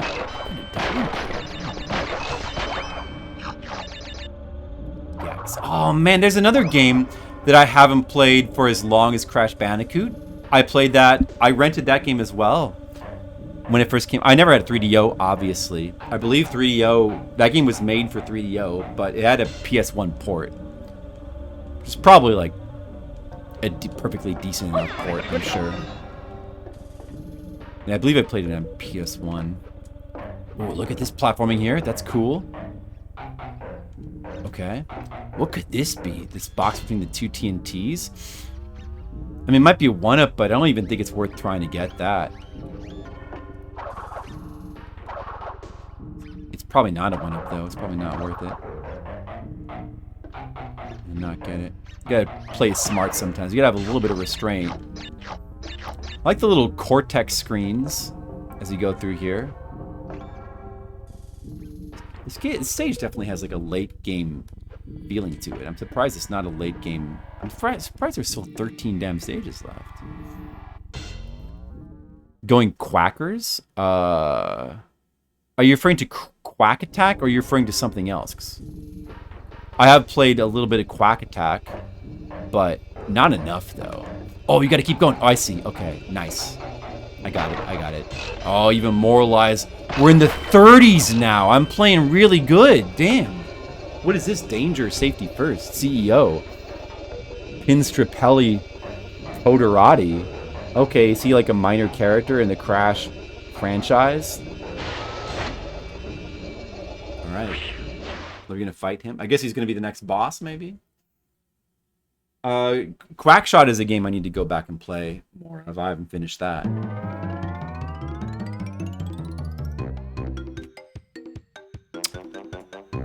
Yeah, I don't know how dated it really is. I remember it like it's Dana Gould, right? Better than Bubsy at least. That's not saying much though. Hey, honey! My wife.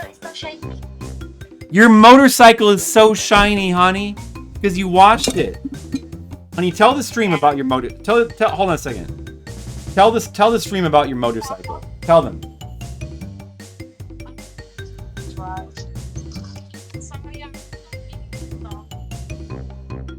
Look at that. Look at that clean motorcycle, guys. That's a clean motorcycle in the Philippines. Just washed.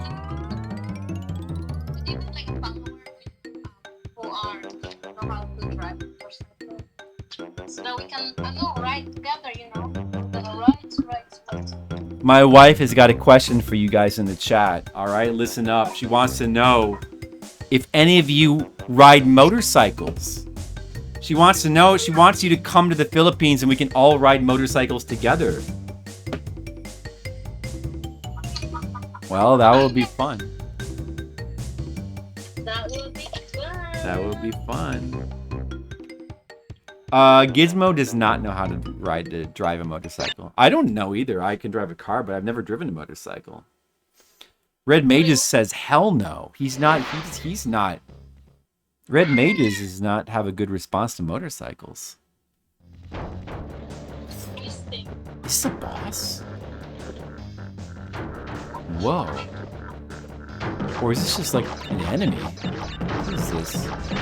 No, it's not a boss because there's no boss meter. It's just an enemy, huh?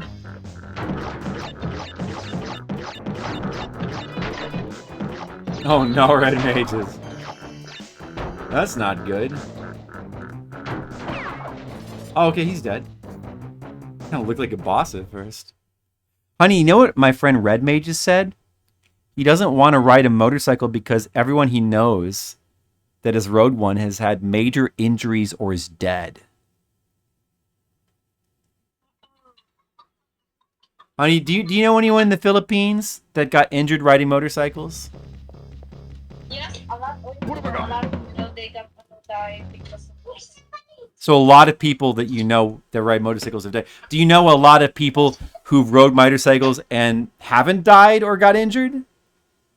Yeah. Okay, I hope that you're one of those. Yeah, I guess a lot of people... See, that's why I keep telling you, you got to always like wear your helmet and you got to wear your knee pads and your arm pads, because that's why people like... That's why people get injuries and they die, because they're not wearing their helmets and they fall off the motorcycle and they hit their head. True. Or you're not wearing leg protection or your arm protection and you like break a leg or break an arm. That's true. So yeah, you gotta make sure you wear your protection with motorcycles. But you love your motorcycle. Are you calling me on the other? Okay.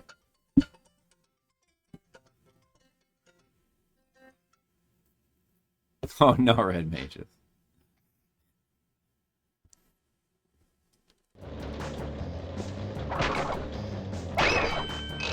More one-ups.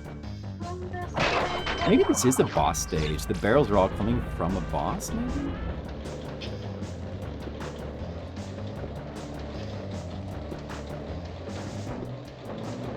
This is another one of these dudes. Okay. This is a cool stage, though. The cool stage. As usual in Crash Bandicoot.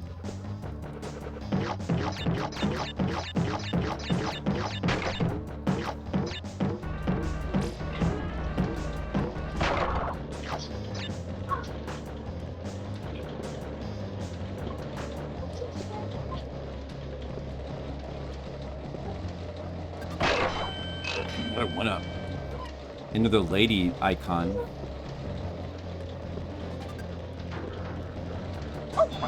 Well, what's this right here? Oh, so there might be a secret here.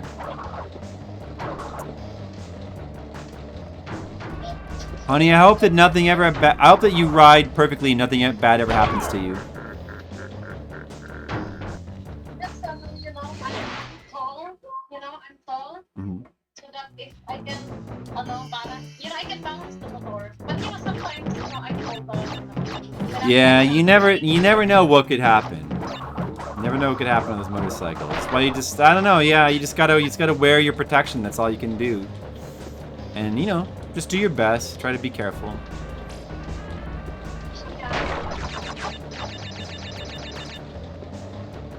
You know, there's plenty of people out there that are motorcycle aficionados that ride their motorcycles their whole lives, and they don't, you know, they know what they're doing, and they're fine.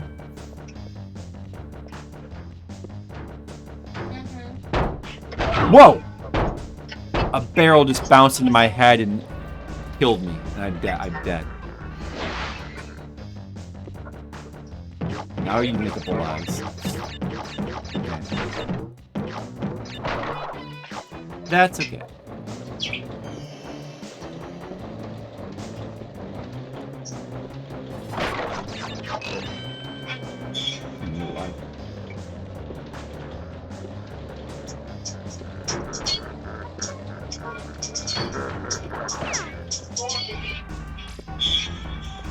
Watch out for those damn bouncing barrels.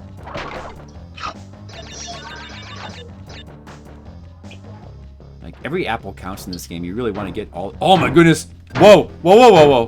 Whoa, whoa, whoa, whoa, whoa! That's freaking scary. Okay. That is scary. I'm dead. Whoa, I somehow am alive. Oh my goodness.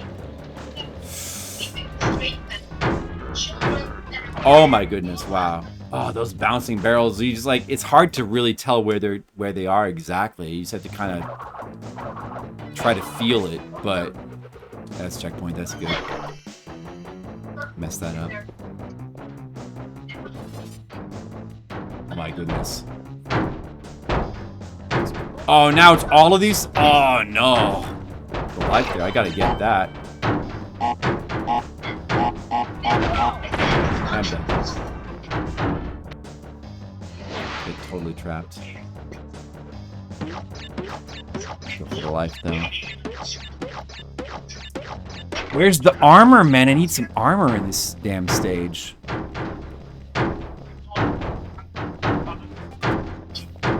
These things are nerve-wracking. What the hell are they even... It kind of doesn't make sense that they're bouncing like across these pits, though.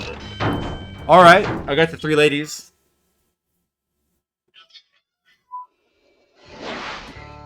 Okay.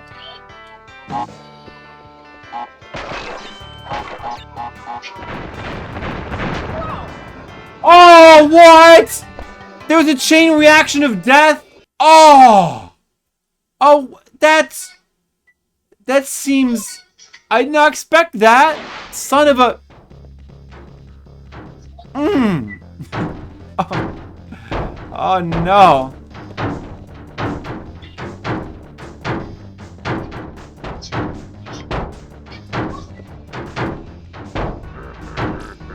Let's kill him. Okay, there's the end of the stage.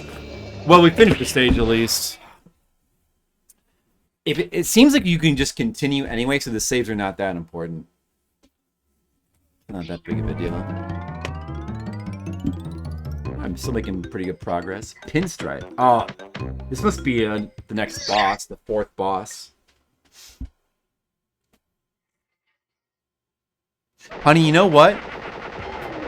This guy clearly straight out of Roger Rabbit. Yes, baby.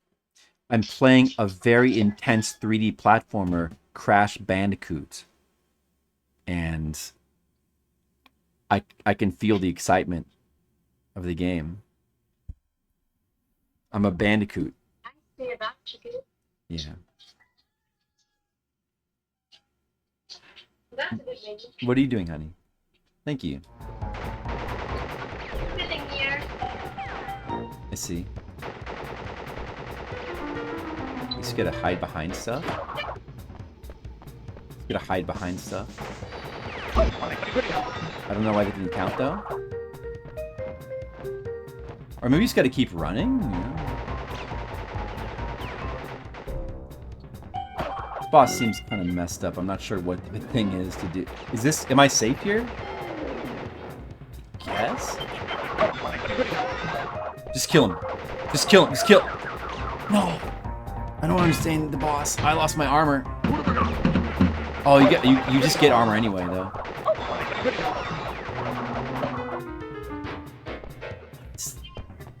Okay, let's go back to just hiding behind stuff. This guy seems messed up. They must want you to hide behind stuff. Get him while he's on the move. They must want you. Hiding behind this table? Is that like safe? What? Like, why would they just hit just now? I was hiding behind the thing though. Was I not? Oh, he's shooting behind it, I guess. You can't hit him while he's shooting, huh? The chairs offer protection? Doesn't even look like that should be protecting me, but, you know, I'll take it.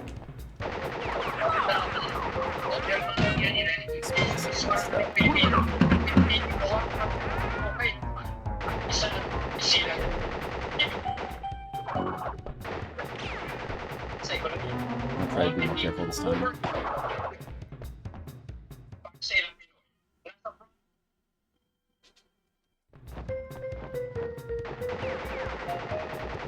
Okay, the chairs do seem pretty safe. Oh, this guy's got a lot of health? His health's not even going down. Does he have, like, final fight health?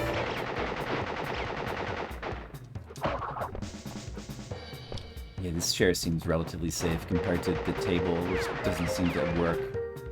Whoa, whoa, whoa! If he jumps up like there like that, don't try to get him.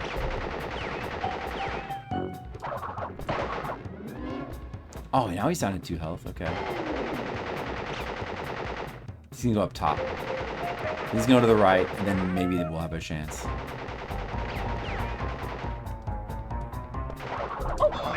What?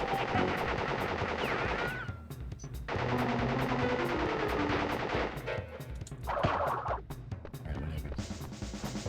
Should have him now. What an idiot. What a stupid idiot. You have to wait for his gun to jam, huh?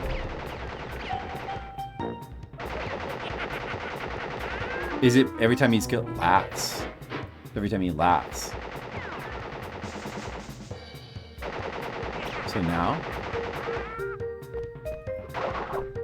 That didn't even count? And I took damage trying to get back. It's always gonna happen when he's like standing up there.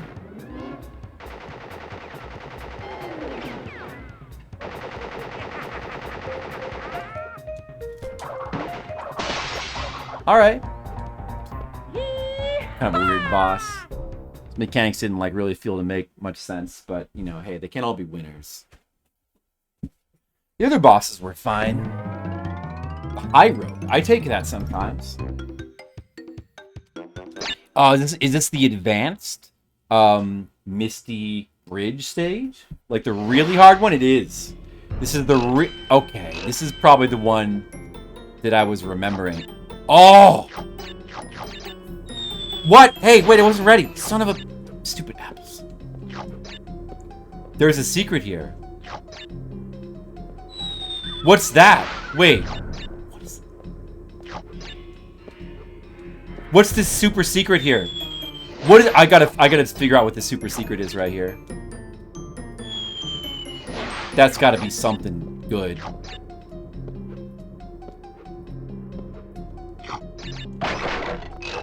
Two lives. What do I do now? Go back? Do I... What is that? Dude, now what? Do they want me to go back? I think they do. Oh, I can see the platforms now at least. I see. Okay. That's probably not super worth it. But we can't know until we try.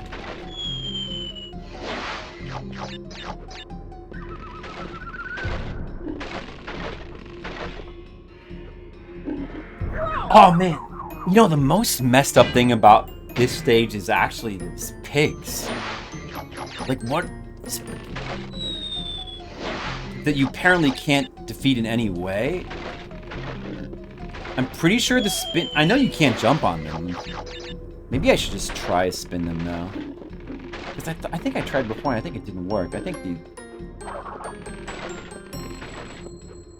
Let's try again now. Maybe. The pigs are so messed up. They kill you so easily. Mr. Leo, how's it going? We've made progress. I feel like we're pretty far. I'm on the second bridge stage now. I just got here. Alright, you gotta do this.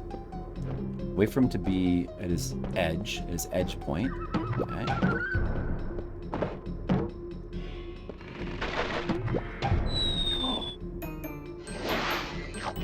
Okay.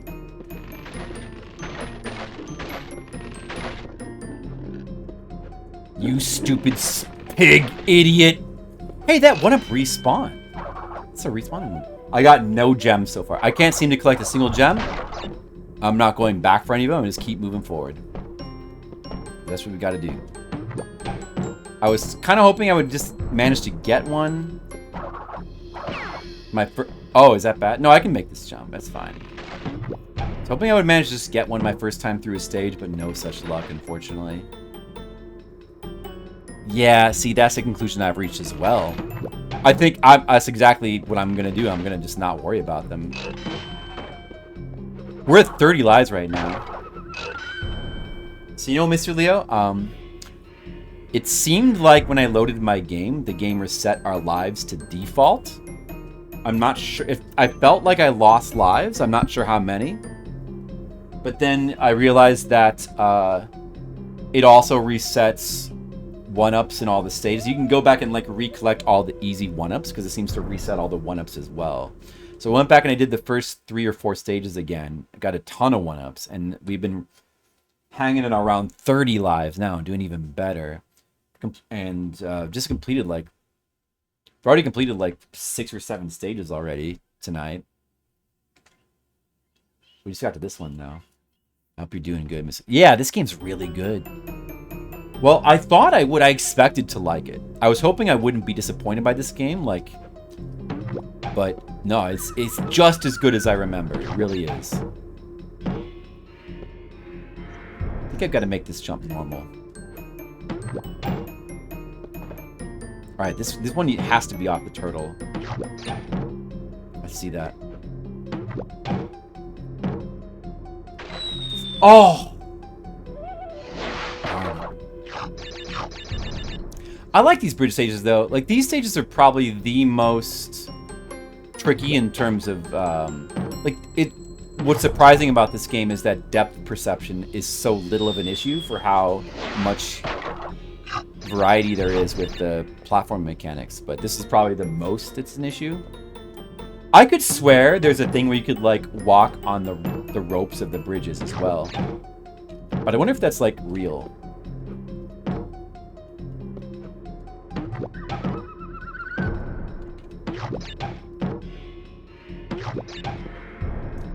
Oh. I wonder if that's actually a real one.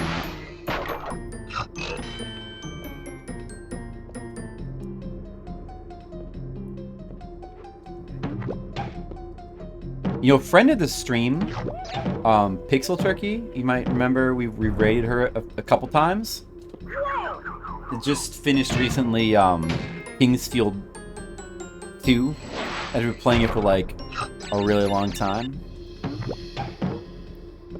And watching that, I've been feeling lately like a strong desire to go back and play Kingsfield more. Kingsfield 2 is a game I've already beaten twice on stream, but I still want to play it again. And also because there's like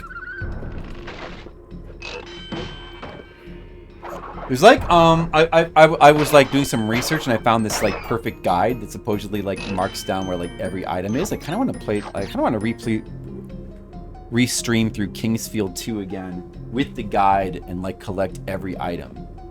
That's really appealing to me. I played them all, Mr. Leo. I've played every Kingsfield game on stream at this point. But Kingsfield 1, the original Kingsfield that never came out in America, I'm due to replay because that one was a really long time ago that I played that one on stream.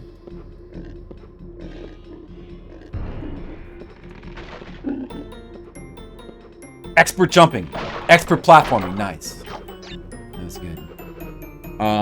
Yeah, Kingsfield 1, the original one, it's the shortest one as well. I was thinking that I should replay that because it's probably been like, that was a very early one for me. It's probably been like 12 or 13 years since I played that on stream. It might have been pre-Fliptendo days. Kingsfield 2 I've done twice. Kingsfield 2, you might remember. The thing with Kingsfield 2 is the first time was also really early stream, a long time ago. And I'm not really happy with those streams. They're like all broken up. And then the second time was for a New Year's stream. I feel like Skittles would remember. Because like it was one of the games where like I played it all day and I beat it in one day.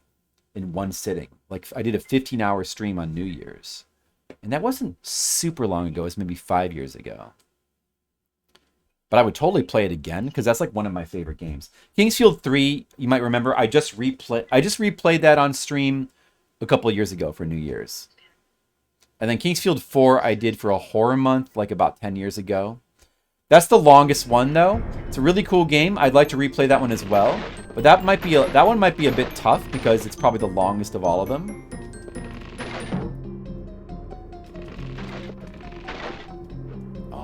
Tricky but good, satisfying platforming.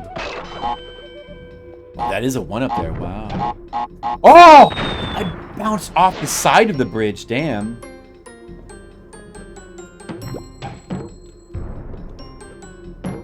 At least it was right after a checkpoint, though. Right? Oh, this is a tough part. This is like one of those parts in Mario you gotta like make the multiple turtle jump over a chasm. And that last one you gotta hit just right. Damn. This is a tricky part. Wow. Big turtle jumping. Oh, dude, like that last one is so tricky. Yeah, I think it was when I had COVID. I had COVID powers. Yeah. The thing with that stream was I was without a camera. I did a long 15-hour New Year stream with no camera because that was when I had COVID during New Year's. I couldn't do anything except just stay home and play video games. That's what I did. But that's another reason I might want to play it again. Because it'd be cool to play it again, but like, you know, be on camera this time, right?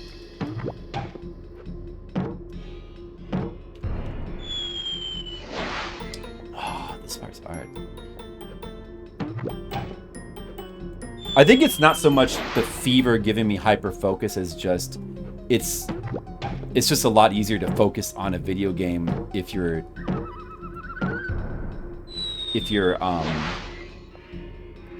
not on camera. If you're not on camera and you don't have to, if you're not on camera if you're off camera with no voice, it just makes things a lot easier.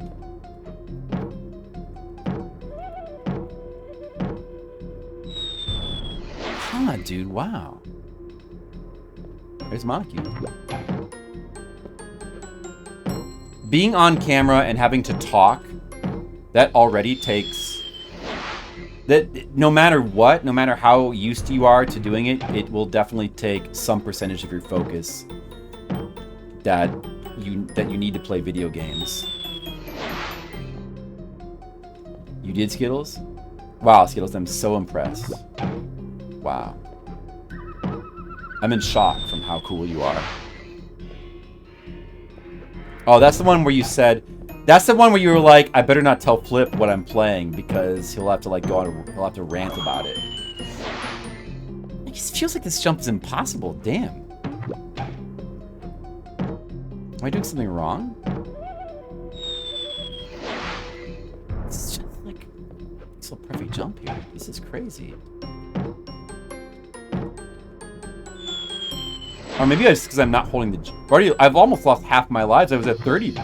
I'm at 16. It's just because I'm not holding jump. Ah, maybe that's what it is. I guess you do get more height from that.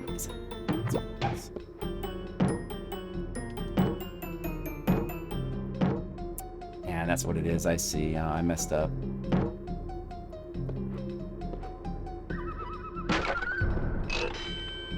Well, at least you get that. I hope I don't mess this one up. I need to save. Rockstar. I feel like the only Rockstar game I've ever played was like Grand Theft Auto San Andreas. Maybe. You watched what you say, so easy to set me off on a rant? Oh, I'm sorry, Skittles. I don't want you to feel like that.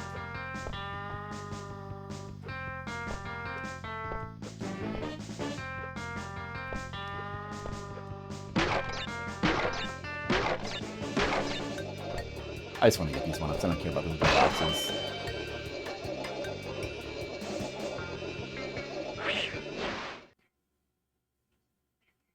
Platinum Envy. Really don't.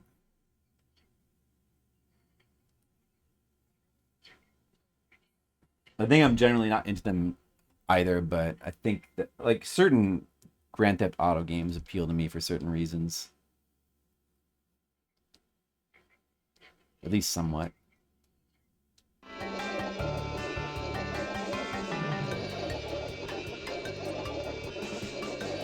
Oh, Skittles, you're supposed to enjoy my rants, though.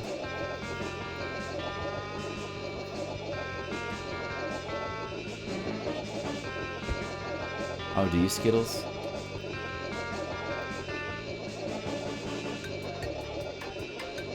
What's happening right now? Is it loading? Did I like mess up the game? Did I like cause a freeze? Pressing buttons.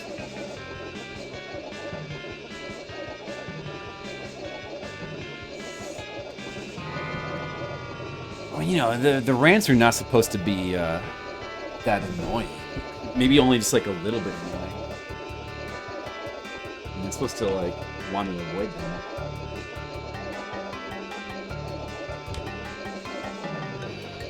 Maybe I have to control myself. Something is wrong. Something's definitely wrong. Uh-oh. Uh-oh. Uh-oh, what's going on? Oh no. What is... Something's wrong. Oh no. Like if we have to reset the game, I didn't get the last save, we'll lose a bunch of progress.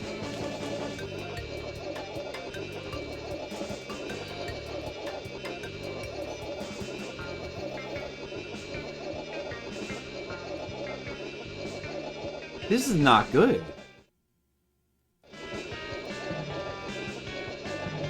It seems like something got messed up. I mean, the game's still responding. If I press triangle, bring it up to live. Skittles, what do I do?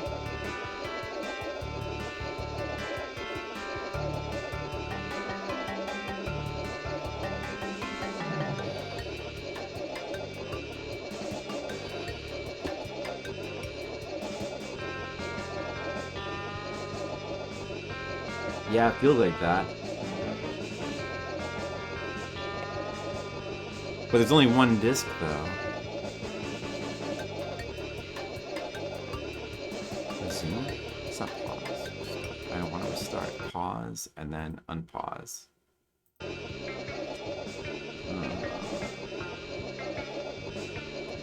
Looks like I'm gonna have to reset. It's gonna hurt. Very unfortunate.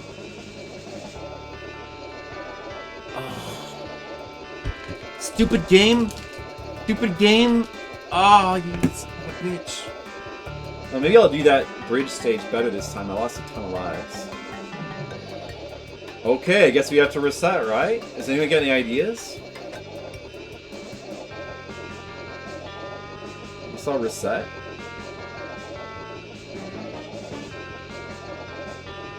Yeah, it feels like some sort of freeze. Some sort of like disk error with like loading and... Well, maybe I inadvertently ejected a disk. I pressed some button. Change disk. Maybe I should try to change the disk from game list. Maybe I should remove the disk and put it back in on purpose. Change disk, remove disk. Alright, I clicked on that. Change disk from game list. Change it from game list. Crash Bandicoot. It's gonna reset it, I think. No. Inserted disk Crash Bandicoot. Okay.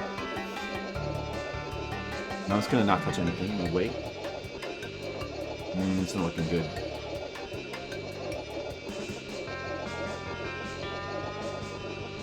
Trophies are now easier. They added God mode.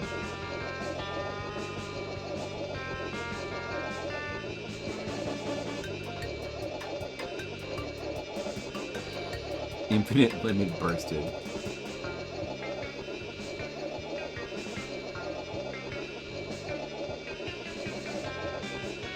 Alright, I'm gonna reset the game. What else can we do?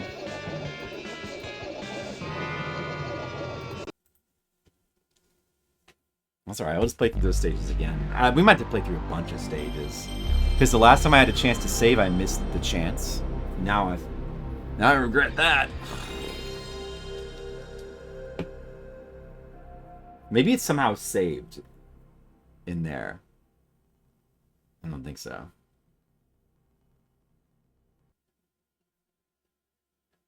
That definitely sounds like a typical modern gaming kind of thing that they would do.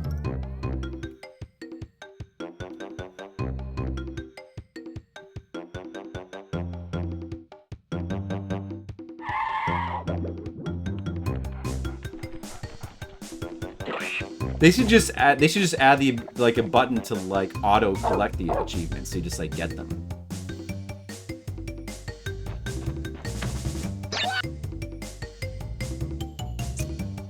Let's see. All right, where are we at? Where are we at? We might be able to do these stages better. I hope I don't end up doing them worse. We're definitely back in like these laboratory stages. Remember this one? So yeah, there's like 3 or 4 stages you gotta redo. Oh, well, at least they're generally pretty good and fun stages. Is this the one up here? No. Found it though. I'm gonna try to get this thing this time. I'm gonna get that thing. I want to see what that secret is across the bridge. I just want to see.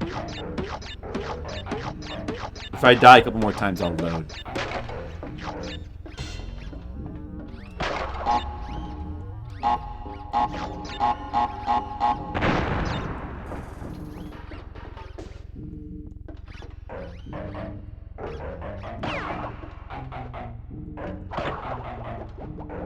You can just make the jump from there, actually. Alright, that makes that bridge spawn. Let's see what's across here. 2 1-ups. Oh no! Dude, I'm at... Because I loaded... Because I was forced to load my game. Because I was forced to load my game, I'm now at no lives. I lost all the lives I collected. Oh, that's the... Forgot about that. That's the worst thing about it. That's almost worse than losing, like, the stage progress. Oh, no. We lost all that stage progress, and we got our lives reset. May as well just reset the game now. Again. You don't need lives? No, we really kind of do. They really kind of do.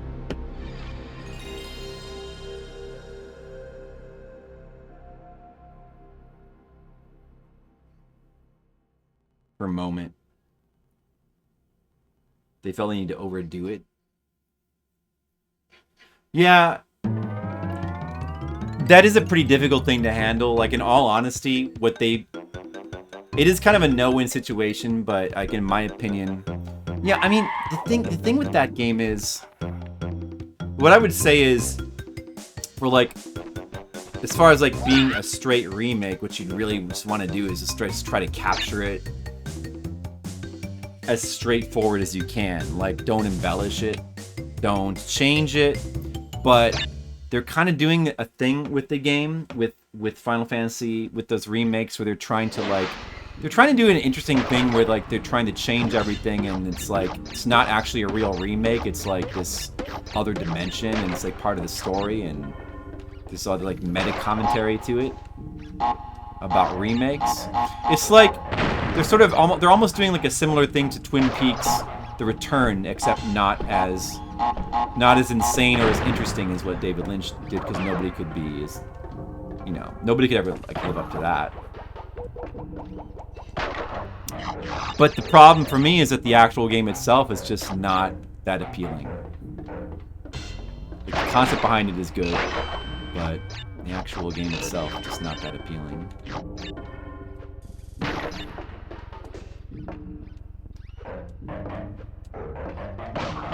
Maybe I'll try to go back and play it, actually play through that one of these days. I don't know. I wouldn't be super against replaying that. I mean, like, going back to the Final Fantasy VII remake and like actually trying to like finish it properly, and then playing the second one. Super convoluted. Did they?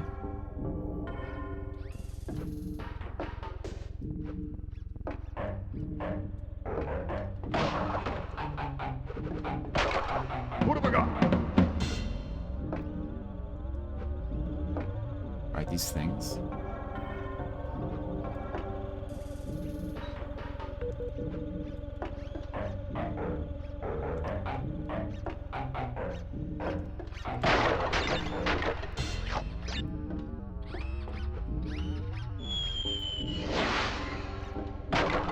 What have I got?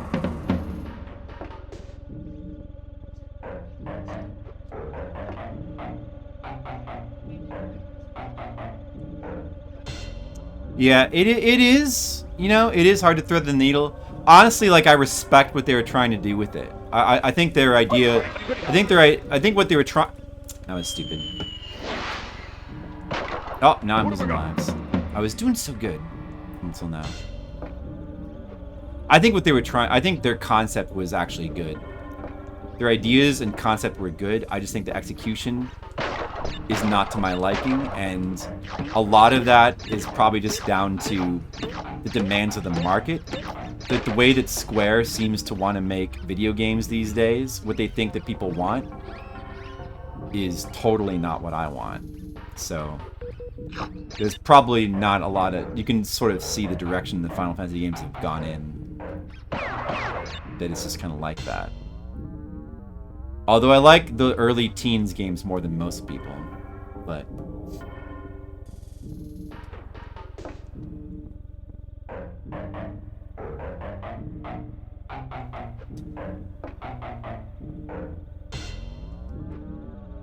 I think their concept actually is good. Of like essentially doing a remake that's not actually like just simply a straightforward remake, but it's trying to do some sort of meta commentary. I think it's almost better in a way. Just simply remaking the game straightforwardly can feel a bit pointless, you know. Oh, damn. But at the same time, changing things also, it is like remakes are kind of I mean, it's what everybody always says though. It's it's the common complaint with remakes. It's why you're damned if you do and you're damned if you don't.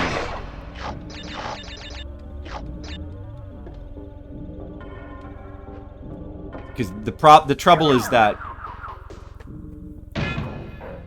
the whole reason why remakes are popular to make in the first place is because of brand recognition, but that works against the idea of like remake, like from an artistic standpoint, remaking really good classic masterpiece games is like the most dangerous thing to do. What you really want to do is what you should be doing, like from an artistic standpoint, what you'd want to see is like games being remade that were flawed in the first place, or that they have some sort of like new spin on or new good idea. It should, but the demands of the market are completely counter to what really would make for a good game. Oh, I'm suddenly like playing terrible on this stage. I should actually maybe just reset again.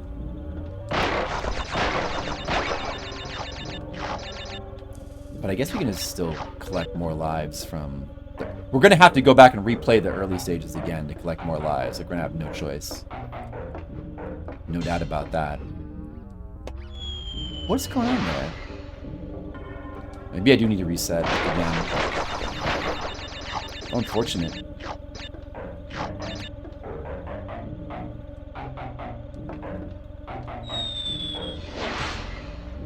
Well, I'll just kill myself.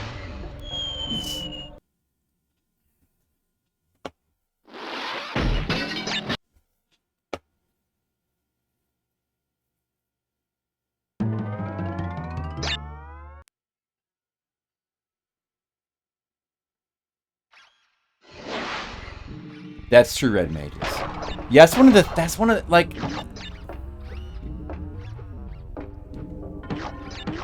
Well, like, in theory, like, the idea of, like, going into more depth in things that the original game, like, didn't do, like, you know, sort of like a different take on it, like, you're gonna do certain things in more depth, and maybe, like, take a different angle on things.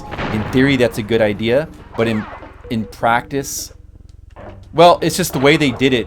The way they did it, it just felt like padding. Like, they just didn't do it a good way. And the game already had a big problem with all the modern content in it that I guess Square felt like they needed to put in. I don't know. Is that stuff actually...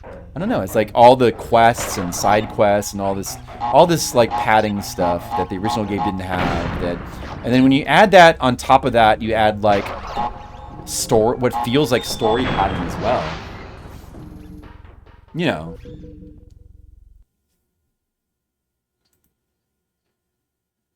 It's a big problem.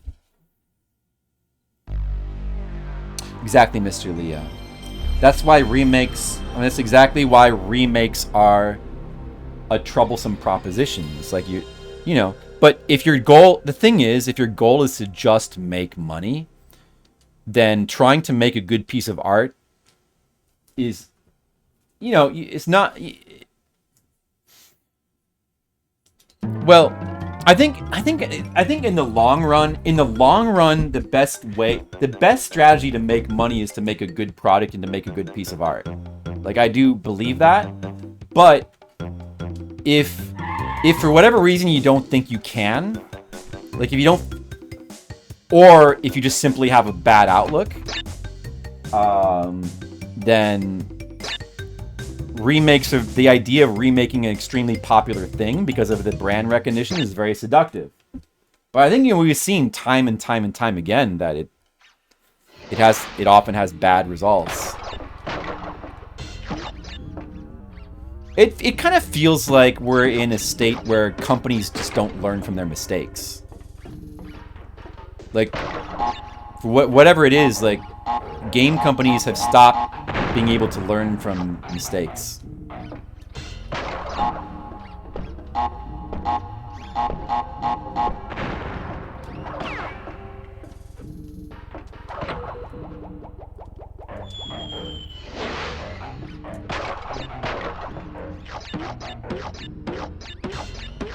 Yeah, but we should never make excuses for them.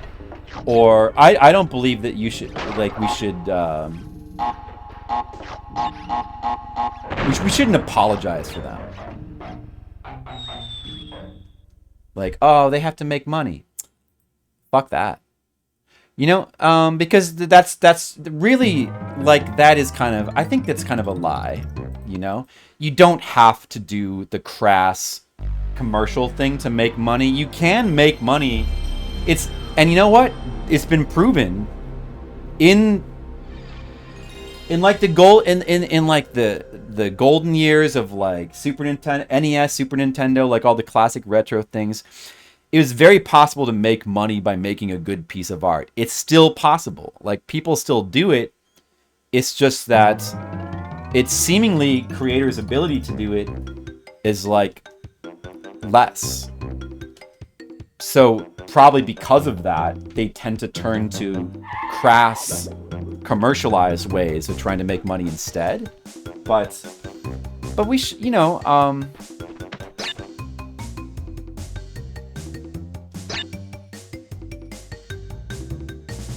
as people that are like as people that enjoy games, it's not our job to like apologize for them or like, you know, we shouldn't be passive and just saying like, oh well, you know, they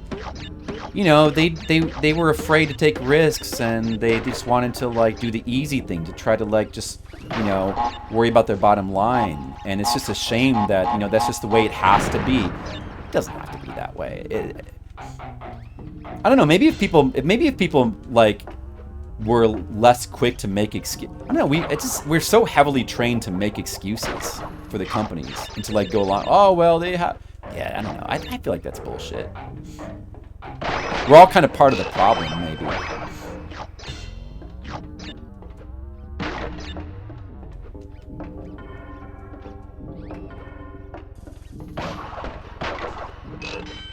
It's not to say they should never make remakes, but you know.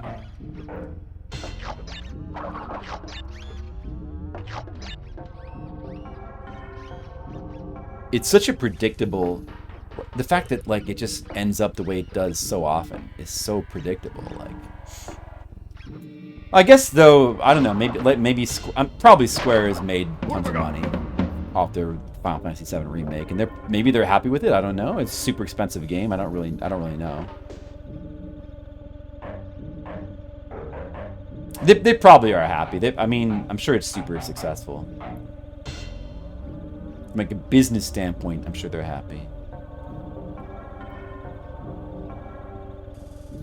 But it's like, as far as like how people feel about the game culturally and like how it's gonna like be remembered, that seems much more mixed.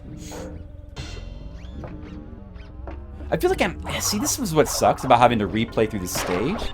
It's like what I was worried about. I feel like now I'm struggling more than I did when I played through it the first time. Why am I don't know. I'm just being, I don't know. It's like that subtle thing where you're just like a little bit more impatient or something. Something like that. That's like a big problem in this game. You gotta be patient. This game definitely needs your patience. You get undersold a bit.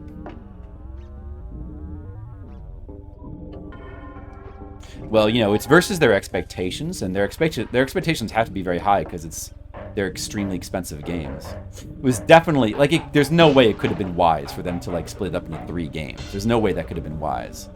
That's just it's just like such a huge commitment of like time and money and resources. And it just seems like a foregone conclusion that it was never going to pay off. It's just too much, you know?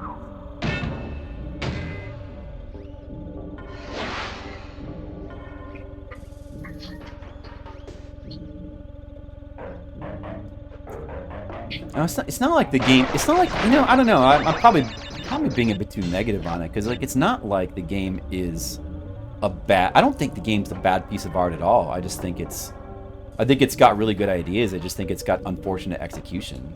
I think it's honestly like, oh, I forgot. Oh man, you got to wait on that thing for like a little bit. I died on that thing like 3 times before. This has got to be a 1-up here. It's not even a 1-up. Oh. I felt like I could get it, and I couldn't, and it wasn't even a 1-up. How is that not a 1-up between the 2 TNTs like that? Damn.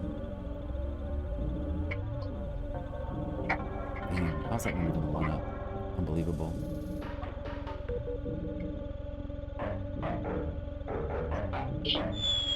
What? How did I not land on that? I was doing so good. The stage is destroying me now. I didn't even struggle on this stage that much the first time. Now look, it's destroying me. This is what you worry about. I honestly don't mind replaying the content at all because the game's super fun. But this is what I was afraid of. Like now suddenly this weird thing is happening where I'm struggling with stages that I didn't struggle with before. It's such a good, strong playthrough of these stages before, and now it's just gonna get worse. It sucks. Maybe it'll get better in the other stages. So ugly. What's that, honey? It's like fake camera. It's very ugly. Ugly? Oh, really? Whoa. Oh, what's going on?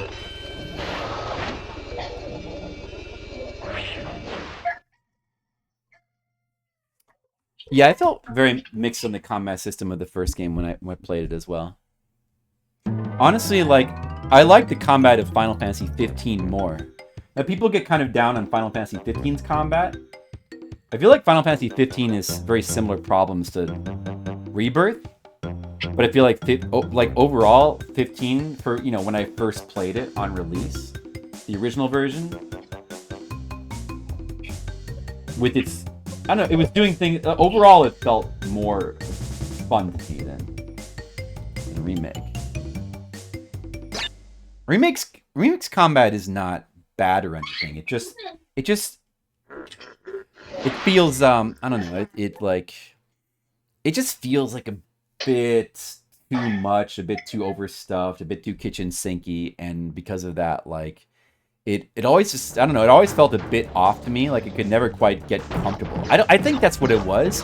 I don't know, maybe if I would have played it more, maybe you just have to, I mean, did you guys have that problem? Like, did it take you a while to get comfortable with that combat? I feel like I never quite got comfortable with that combat. I guess that's kind of what it is. Alright, I don't think the stage, even the bouncing barrels are kind of tricky, but I don't think the stage was that hard. I don't think I died that much in this stage. All those ones. Yeah, there's a ton of lives in these stages as well. If we just play good, we should be able to stack them back up. The only thing that is really concerned is the bouncing barrels. Like, that should be it. Although, if you get unlucky approaching him, it can be a little tricky.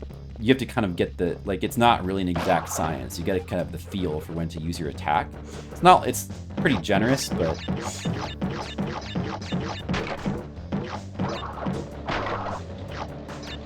normally fights get tedious. You enjoyed all the boss fights? I think I remember the boss fights being pretty enjoyable. Red Mages feels the same as me. I see.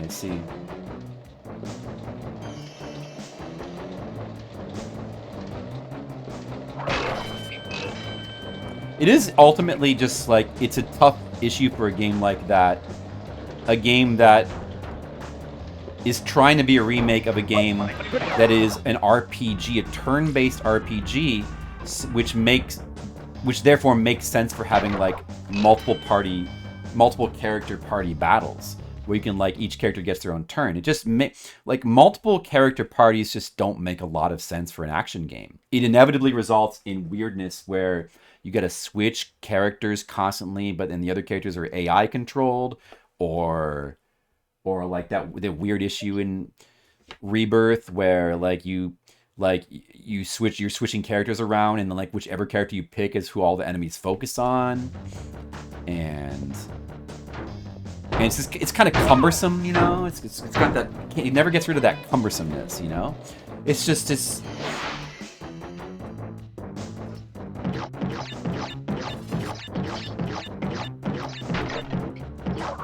hard to make something like that work. I don't know, it works for Kingdom Hearts, but it's kind of funny how, Kingdom Hearts is a game that's designed to be that, from the ground up. You only have 2 party members, and it's designed in such a way where what they do is not that important, and like it's super smooth as an action game. Like your party members don't really get in the way. It feels different from Final Fantasy VII. You know, like the other party members in Final Fantasy VII are not Donald and Goofy. They have to be more important because it's just the way the game is. They can't just be Donald and Goofy and just be like off to the side, and whereas like Sora does everything. Because that's it's designed to be a single player action game. But you can't just like take a game with the story. You can't just take Final Fantasy VII and like turn it into a single player action game. You have to have like the party, like the whole game. You can't just like what are you gonna do, like delete everyone else from the game? So it's like it's just awkward in the first place, and then it results in that awkwardness. And it's like, how do you do it, you know?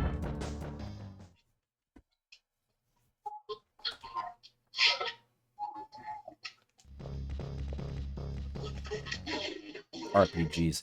It's particularly an issue. It's more so. The thing is, I think it's more so an issue with Final Fantasy VII Remake in particular, because you have a multiple party system, like a multiple character party, where you have like multiple characters in your party, and they all have to be important. They can't just be side characters, you know, because of the way Final Fantasy VII works. That makes it particularly tricky, and you can't really action games like that just work better with single player. You know, it can't really be Kingdom Hearts. It can't just turn the rest of your party into like side characters. And you can have character switching, but like doing the constant character switching is awkward as well. It's like, how do you do it? You know, with an action RPG like that, if it's just one character you're controlling, like think about something like Threads of Fate on PS1. There's tons of examples of like single player action RPGs that work totally fine. Oh, no! Oh, I avoided that somehow. Wow.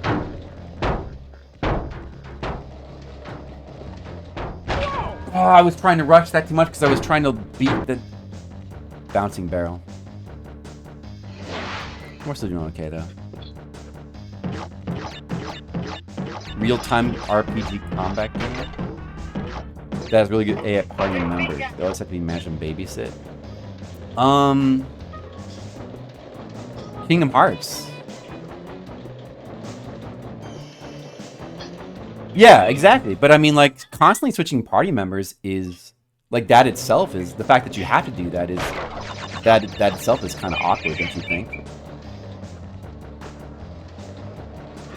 Yeah, I mean, see, I think it works for Kingdom Hearts because it feels more like a single-player game. I don't think it has to do with RPG mechanics. I think it more has to do with just the amount of, like, it's the amount of characters that's the issue, really.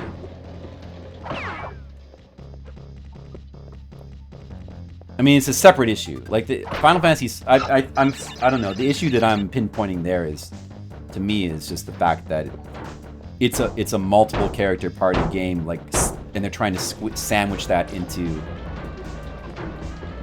an action. They're trying to make an action game out of that, and that doesn't. It tends to not work too well. You be patient here. You be more patient than last time. Yeah, it's like they have to all have their abilities. You know, it's the way Final Fantasy VII is set up. They all have their abilities. They all have their like limit breaks and all that stuff. Their mana. It's cumbersome. Exactly. You know. Like, Kingdom Hearts is designed from the ground up to where you don't need to even worry about that stuff too much. But they couldn't just do that with, like, Final Fantasy VII. They couldn't just, like, make the other characters unimportant, right? This wouldn't have worked. Because of the nature of the game.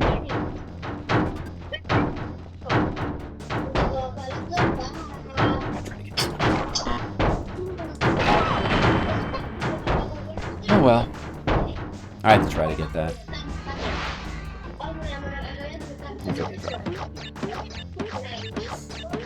But as far as like just like being an as far as being an RPG, like RPG combat, if you mean like being an action RPG, I think that single player action RPGs don't have that problem. Like even Soul Blazer, you know?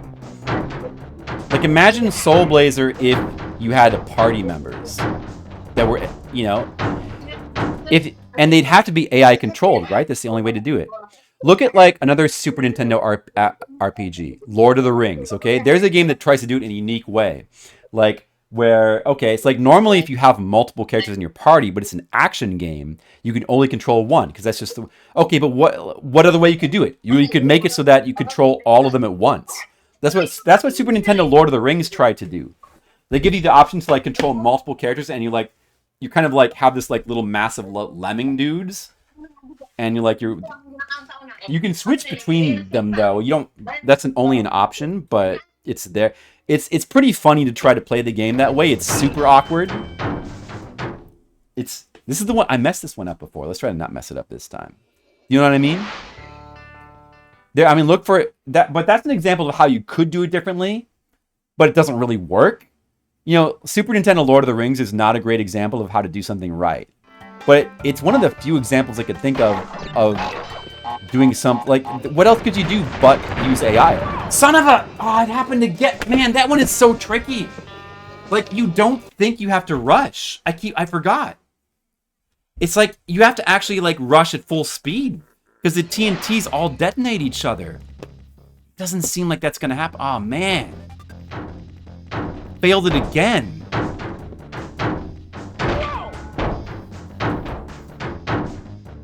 I'm curious, is a mess too. Couldn't say much about that. Rebirth fixes it. Yeah, I mean, from what I've heard, Rebirth tries to address some of these issues that people can, and you know, it's good. And the exit's like right there.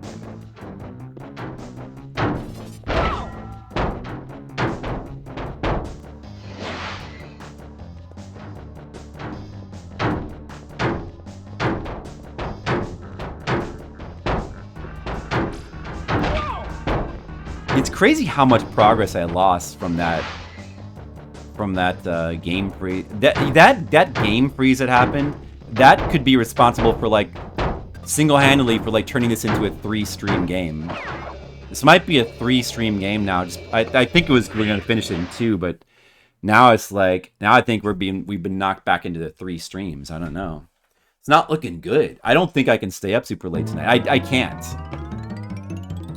I had a chance to finish this before, but it's gonna be. I mean, and I'm not really that unhappy about that because the game's awesome, but it's just that I don't have a lot of time to stream this next month, and it's kind of unfortunate for that reason.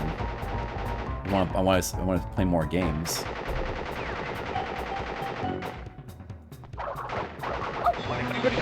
Oh, okay.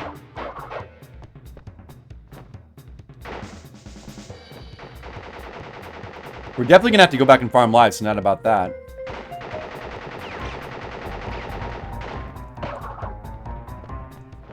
I see that his pattern gets more. He's got a little bit of a battle closing going on. He gets quicker and his pattern gets trickier the more damage you do to him. When he has 1 health left, then he does that thing where he like. It's really hard to get that last hit in. Once he starts jumping up to the top, that's when it gets tricky.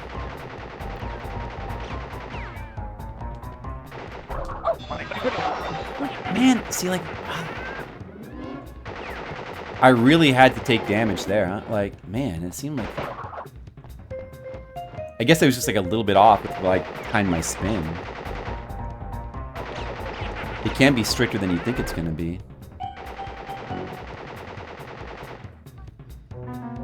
Pork liver. Pork liver? Okay, you're a liver lover. You're a liver lover. I want to be a liver lover so I can be cool like you. I'm still working on it though. Liver's tough for me. But I'll be a liver lover for you, honey. Okay, there we go. And now the last hit point, he's only going to be vulnerable when he's on top. You know that. Got it. Okay. No to expect.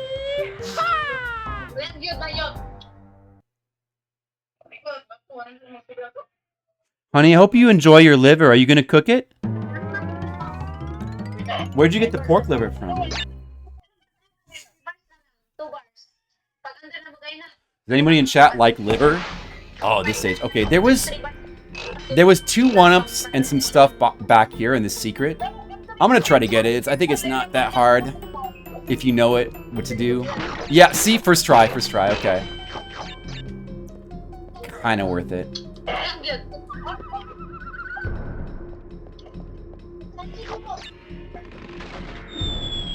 I feel like I'm gonna do worse in this stage than I did the first time. I feel like I did a pretty good job on this stage the first time, and now I'm gonna inevitably... Maybe I should go back to... Maybe I should go back and farm lives now.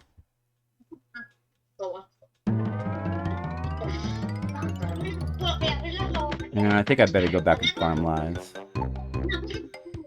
Well, what if... You know, I don't know, like... There's no point in farming a ton of lives if you're gonna just lose them on your save. It kind of sucks, you know? But I guess they did that because they wanted to have the password in here as well. The password probably couldn't... They weren't able to have the... They didn't want the password to be super long, so they wanted to be shorter. So they didn't have the password store lives. But they didn't want to have like the save system be superior to passwords, so they just made it so that none of it stores your live. I think that was probably the thinking. But it's kind of a bit... Well, I mean, you know, it for like just kind of trying to do like a 1cc like single playthrough of the game, like it's fine, which is a cool way to play the game. But this is the kind of game you're going to end up probably saving and like working on, especially if you're like going for secrets. So for that reason, it's kind of unfortunate. But these issues don't really detract from the fact that this game's awesome, though. These are ultimately like little issues. The game's so awesome. Infrequently? Yeah, I mean, me too. I mean, I used to not eat them at all, and now I pretty much eat them because I've a wife from the Philippines. And now I'm trying to like learn to... I mean, we never really... Sometimes my mom would make liver when I was a kid. Liver and onions, like beef liver specifically, but I was just not used to eating any other kind of liver. But I'm eating a lot of things now that, you know, I never would have been able to enjoy when I was younger.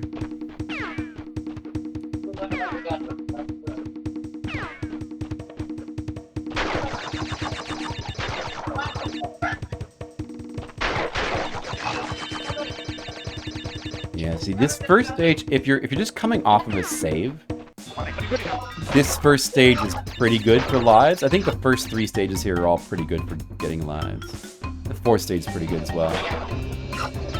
All these early stages are...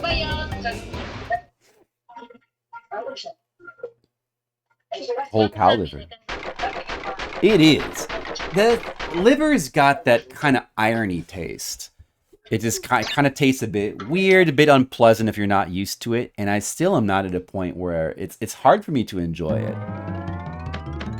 I need it to kind of be dressed up a little bit. It's like, just having it like roasted on a stick or something is still tough. But if it's like in some kind of like really good sauce, you know. Heart. Yeah.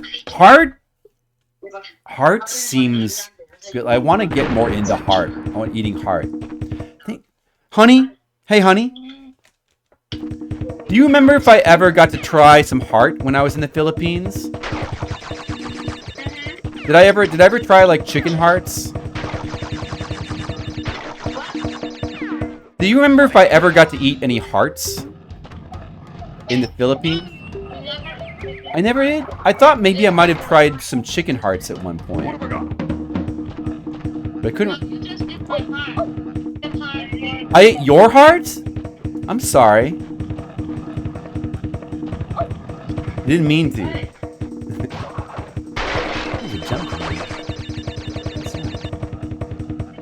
Oh, okay. I was just wondering.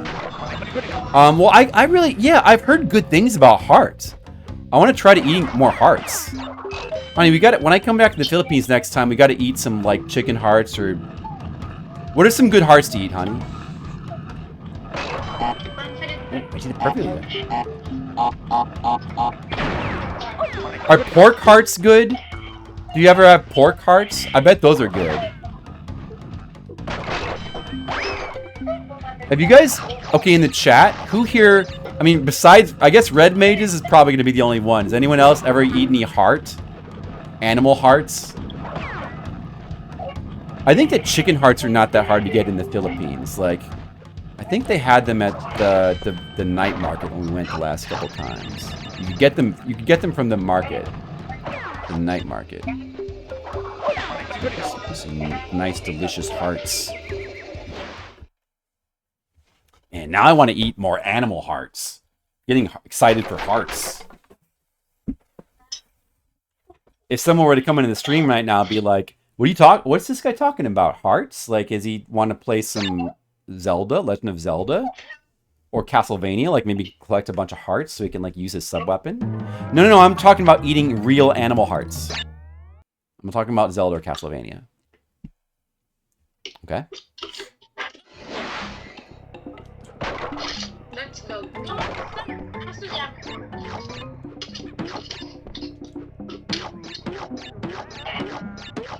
Well, you know, I mean, I've been present for several lechon parties, right? And, you know, generally, like, they give me some nice piece of the animal, like, What have I got? like, they give me ribs or, like, the belly or whatever, or, you know, you might get, like, some, like, parts of, like, around the skin, or, but, obviously, they're cooking the whole pig, so someone's eating that heart. I think they're probably cutting it up and putting it with a bunch of other stuff, and what they do is, with the leftover roast pig, they cut it up into chunks, and then they make, they call it pak siu, which is really good, actually. It's like this ginger garlic sauce, and you have it with rice, and I almost like it more than lechon. It's so good. Like, that's up there. It's like one of the things that I like the most of Philippines cooking is pak siu. It's really good. I think also it's like the kind of thing that is generally pretty foreigner friendly. Like, think even people that are squeamish about some things would probably like pak siu. I guess it would depend on what it's made out of, because if they're putting, like, what they would typically do with lechon is, like, put all the extra, like, bits in there. So, you know, if you're you know, you might get some, depending on, like, what kind of pak siu you're having, you might get, like, a bunch of organs in your pak siu. Some people may not enjoy that, but hey, colleague, what's up? You're talking about animal organs, right? We were talking about, here's how the conversation has gone. Just like about 15 minutes ago, we were talking about Final Fantasy VII and remakes, and now we're talking, for some reason, we're now talking about animal organs. That's how the conversation is shifted. Whoa.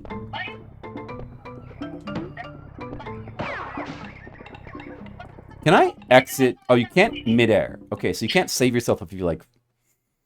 Yeah, I mean, if you go to the Philippines, you get plenty of opportunity. I don't need to finish this stage. I'm trying to think. I think that's good enough. The rest of that stage is, like, kind of a little bit tricky. I'm worried about dying, so I'll just take the resources I got. What do we have now? I think we probably have plenty. Let's just go back and work on the current stages. I don't think it seems. I'm wondering now if you can, like, go back to an earlier stage for a save, but I don't think that works. I'm pretty sure there were save girls in either stage 2 or 3. We should have come across it. Yeah, those must be gone permanently. So if you reload your save, it puts you back at default lives. Wait, why am I doing this? This is a boss that I've already done. If you reload your save, you lose your lives. It puts you back at default lives, which sucks. But all the 1-ups respawn that you collected. Normally 1-ups don't respawn, but most of them. But all the 1-ups you collected respawn, so you can go back and farm the easy ones. But the bonus items don't respawn. It seems like those probably never respawn, is my guess. Once you've collected them, they're collected. So on this playthrough, I already went down here and collected those 1-ups, so I believe they will not be there now. Certain 1-ups do seem to respawn. I'm not sure how to. I guess this probably just depends, but Generally, it seems like 1-ups don't respawn in this game. Okay, I know it, and I got to get more focus for this stage. I probably gonna need to just talk a little bit less right now. My focus is not at the appropriate level, I can tell. But man, I want to eat more hearts. What happened to Skittles and Mr. Leo? Somebody asked if Skittles and Mr. Leo and Monocule. I bet Monocule's eating some hearts. Somebody find out. Check with him. I'm gonna check with Monocule. I gotta focus on this damn game.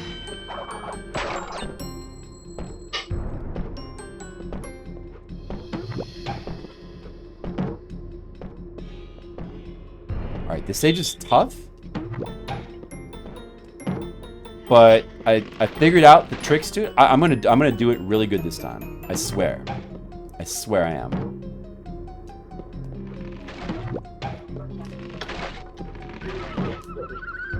All part of my plan. That was, oh, man. Fucked that up pretty bad.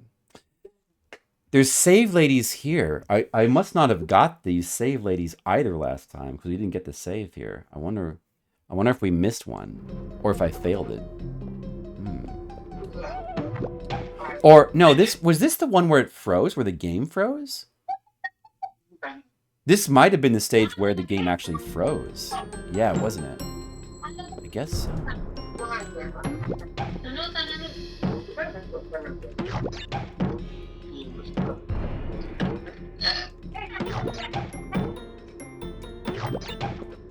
Oh my god. Oh! I'm missing a jump. Dude, that why did that one up respawn right there? I don't know. Game being generous. You can go back to the previous stage and try again. Yeah, it's just see what happened, Colic? We were up to this.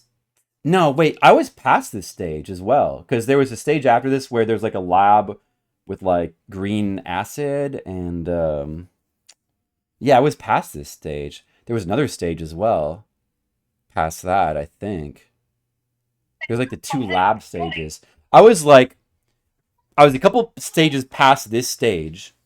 We got to a point where I was missing the saves. I finally got to the bonus round where I completed it and then we got the save, and then the game froze as I was trying to save. So it didn't save.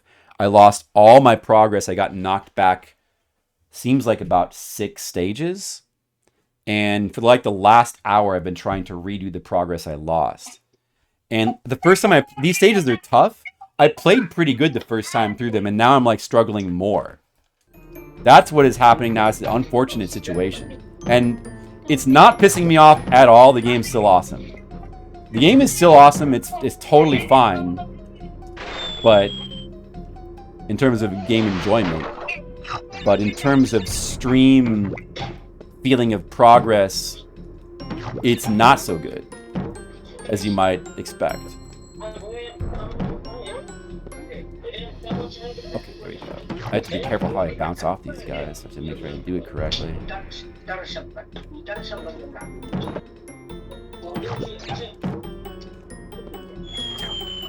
I should have just... Maybe I'm like balking too much. I should have just gone there. But I'm trying to control my jumps, but it's just messing myself up. Being too cautious, maybe?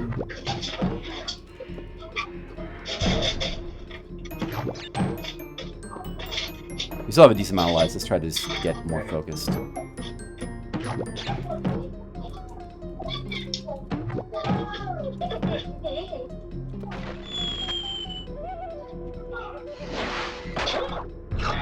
Cowmon Guy? What is that?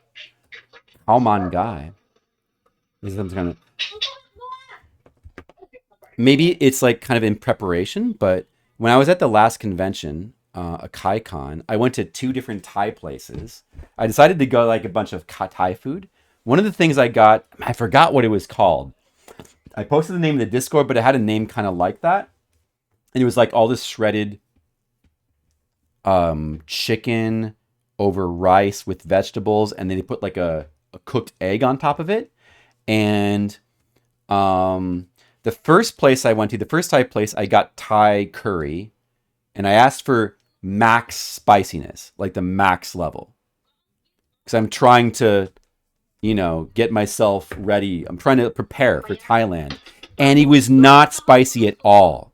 It was totally like tourist mode spice. It was not at all. Like, I was so disappointed. It was like so weak.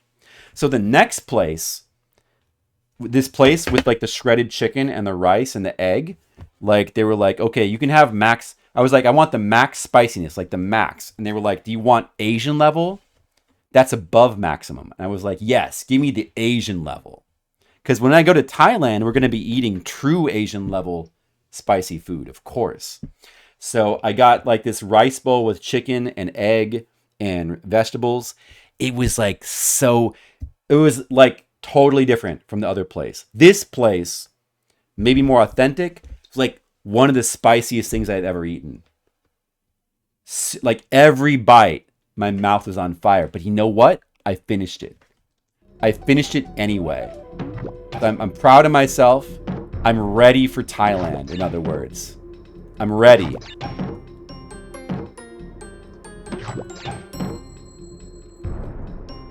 I am totally ready for Thailand. There was some pain. I'm gonna be honest. I felt some pain. Like at certain points, it felt like I had this, like in my throat, there was just like this burning. Like you could. That was the thing that was like tough about it. Was like you could really feel the burning like in your down your throat. And like every bite was just like on, but like at the same time, like it was painful, but it was like a good pain. Like I was enjoying it. Like it also tasted really good. You could still taste. It wasn't like one of those things where like it overpowered. Like you could still taste the food. Like it was really good. So I'm gonna become a true spice lover. Shit, man. I think that I'm pretty sure this is a 1-up here. I'm gonna go for it. Yeah, I thought so. I think I need to reset this turtle. I'm gonna just wait. No, they didn't make me sign a waiver. Kalman guy. What is Kalman guy though? I mean, I've been watching, a lot of videos about Thai food, like different Thai foods you can get. It seems like they have a lot of different noodle dishes. I'm gonna definitely be looking to like try all the interesting. They got a lot of interesting noodle dishes. Like they've got rolled noodles. They got these like big fat noodles. Like they're like blocks. They got all this crazy noodle stuff. They got obviously like really spicy stuff. They got like all kinds of things, like all kinds of weird seafood you can get. I saw like vendors that had like bugs you could get. Yeah, like block noodles. Is chicken and rice? Oh, well, hey. That's classic Filipino style food right there. Oh, this is the one that's like, this is the one that I died on like a billion times. And I'm gonna die again. I didn't hold the button down enough.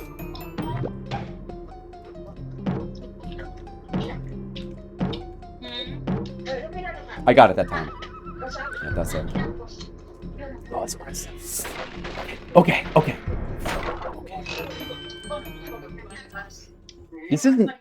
I must have messed this up before, because this is not where the game froze, I don't think. We got to levels past this. Didn't we? Yeah, no, there was that one with the branching paths. We haven't done that yet. I died on this TNT, I remember now. Okay, don't do that this time. Just be as safe as possible. I could swear I did... Wait a second.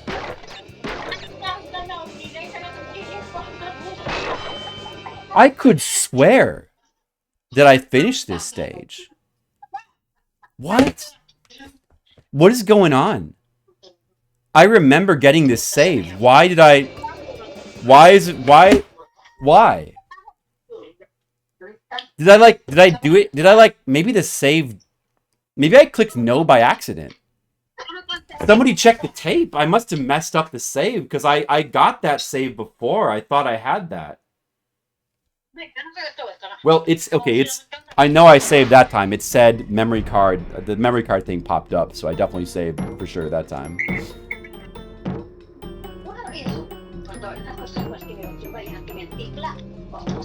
Whoa! Whoa! Oh! That was the end, dude. I'm doing pretty good in this stage. To To be honest, it's like a tough platforming stage. I'm doing pretty good. Okay. I think we did that stage pretty good. Again, didn't mess that one up. Poached chicken served with seasoned rice, cooked in chicken broth and fat, accompanied by chili sauce, ginger garlic sauce. Yeah, that sounds very typically Thai. And I'm looking forward to that. Like, they put ginger, garlic, they put chili sauce and chilies especially into like everything, and I'm looking forward to that because I love that.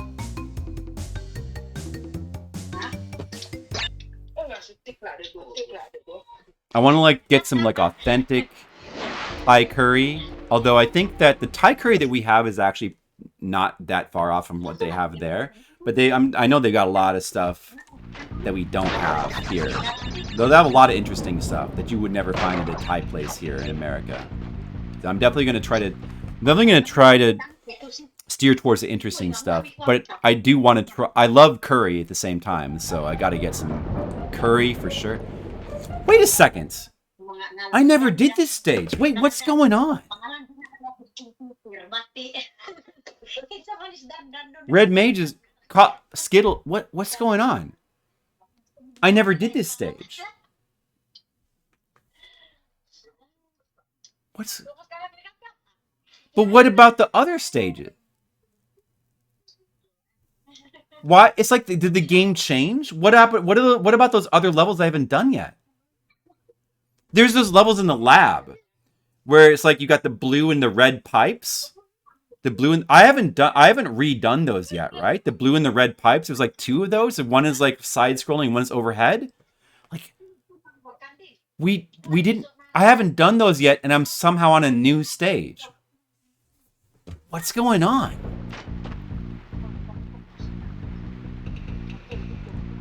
Skittles, what's happening?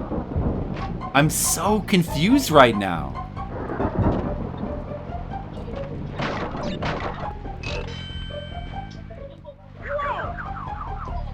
Oh, that spike you can land on. If you had armor, you could stand on that. Wouldn't have died. What's going on with this game? Well, it seems like another tough stage. I better freaking focus. And not worry about whatever the hell.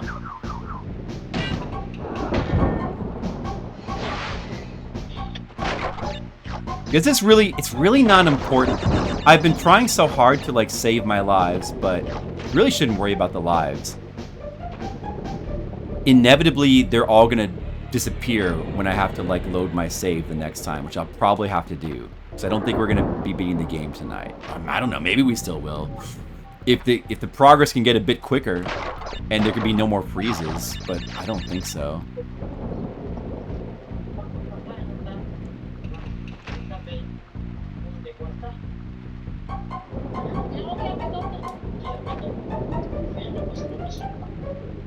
There's got to be like at least 8 or 9 stages left. This is another. Oh, dude, this thing. Oh, dude. Whoa. Okay, I was lucky.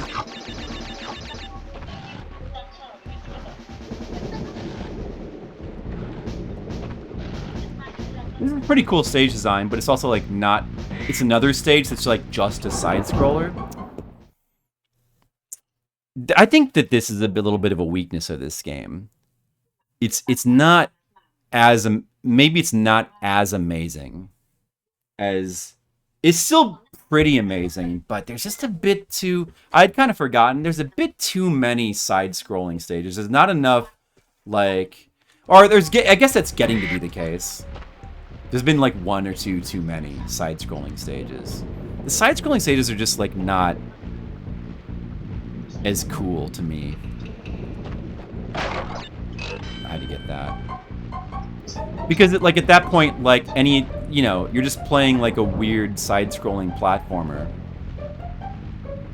with sort of weird, like with kind of sloppy mechanics. It doesn't feel as good as like a 2D platformer, Although the fact that you can go in and out of these like little buildings and stuff and the environments is still cool. There's still cool stuff going on, but I really do like the end of the camera stages better in this game. I kind of am wishing now that there's a few more of those and a few less of these. But the game is still cool. The game is still absolutely pretty damn awesome.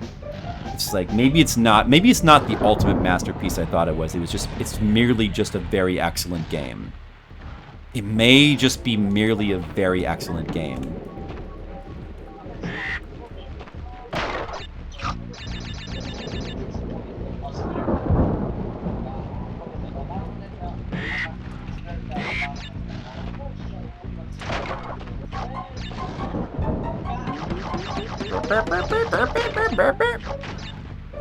Is there like a secret in one of these?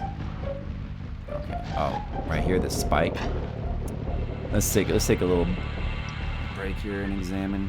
I really I'm feeling pretty tired tonight. I really can't do a late night tonight. Like I'm feeling like I can't do it. I'm feeling like I can't do it. So that's gonna. I don't think you guys should be expecting victory tonight. It's not looking too good on that front. Oh.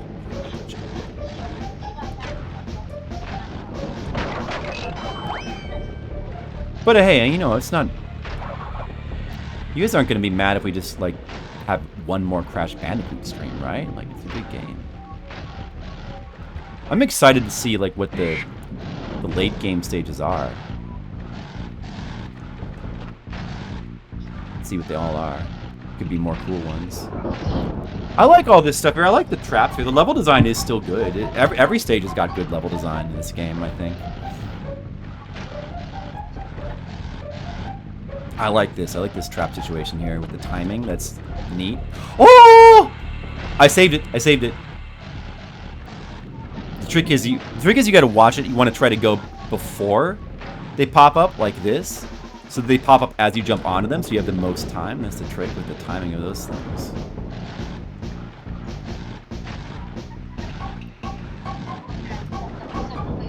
Oh, these are really fast platforms. Okay. Pretty cool, pretty like tricky, satisfying platforming here. Pretty good, I would say. Still enjoying it. It is demanding my concentration for sure, which is not a bad thing.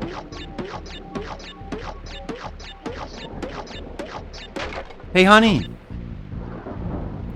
what's going on in the Philippines right now? Oh, is it raining again? I got this papaya. Oh, papaya? Oh, you want to show the chat your papaya? Sure. Wait. Oh, sorry. Wait, hold on. Okay. Wait, no. Loading.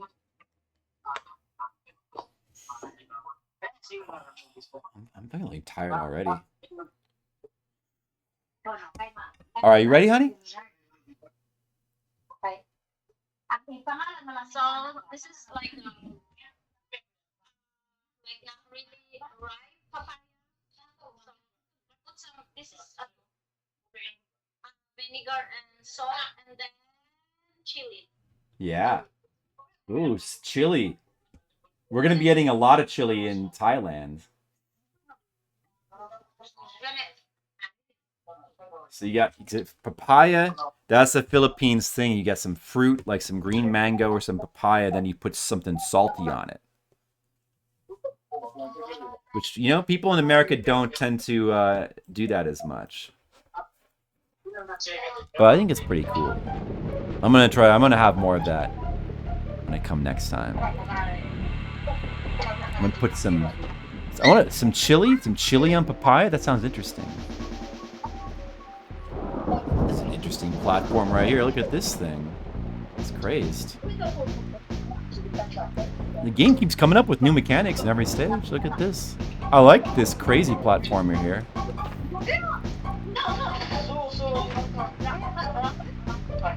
Those little squares aren't platforms, right? I don't think so.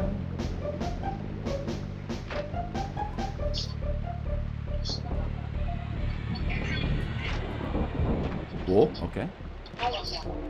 All right.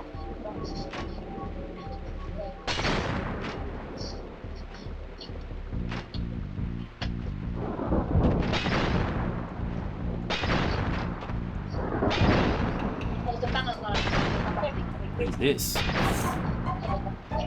Oh, jeez. Get out of here, dude.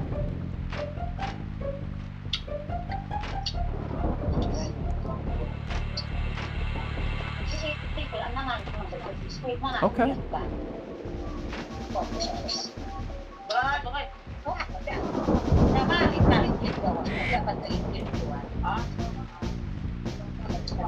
Tense platforming here. The game's not, like, even though it's a 3D game, it's not having any restraint. That's kind of a common thing with PS1 games as well. That's another reason why I love PS1 platformers.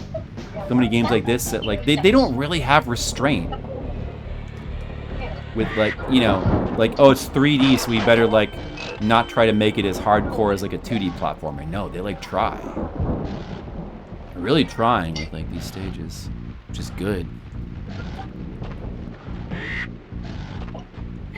You don't need restraint. No restraint is needed.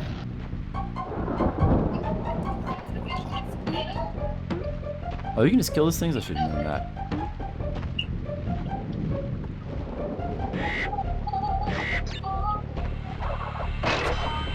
I got 3 of this dude's heads for the first time. I don't know what that does. I guess it's gonna be another thing with... Oh, it takes to a mushroom cave. Okay. What will this give us? I'm scared of this. Look at this. Oh my goodness.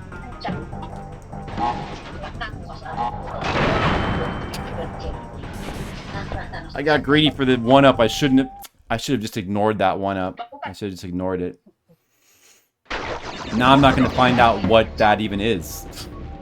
What do you get for that? A key? Like, what? It couldn't be a key. There's already been, like, 3 situations you can collect those guys. There's only 2 keys in the game, right? So it couldn't be a key. I'm not going to know now. Damn.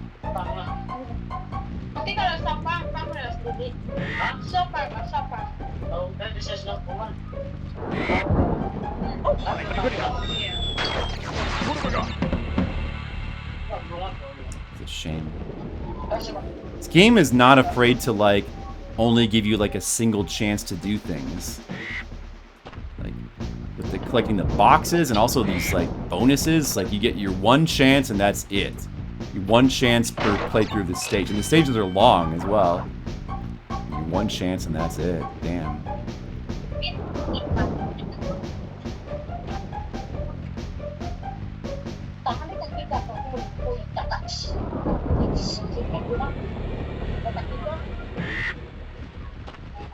Could just ignored that live.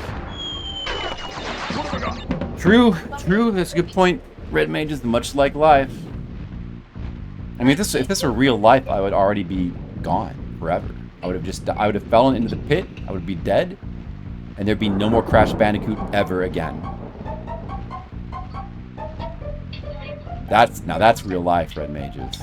But yet, Crash Bandicoot still exists. He still exists, Red Mages.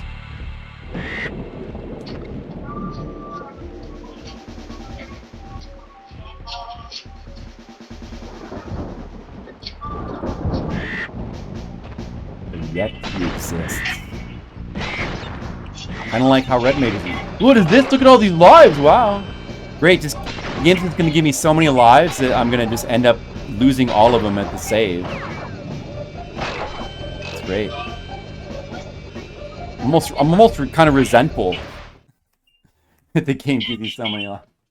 I'm getting so many lives at this point. Like, thanks a lot, game. Lives are such a disposable resource in this game. Maybe that's making a commentary as well.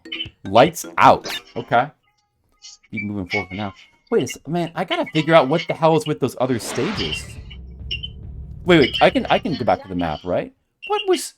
Did I do those stages already? And maybe I, like, completely didn't notice that I did them. The bridge. This is what we just did. Pinstripe, that's the boss. Generator room. Toxic waste. Cortex power. Were these them? I don't remember doing these stages for a second time. I swear.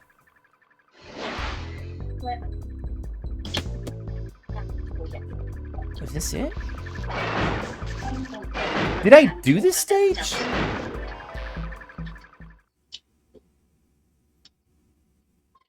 It's almost like I warped past it or something. Like, I've got to check the tape. I swear I don't remember doing that for the second time.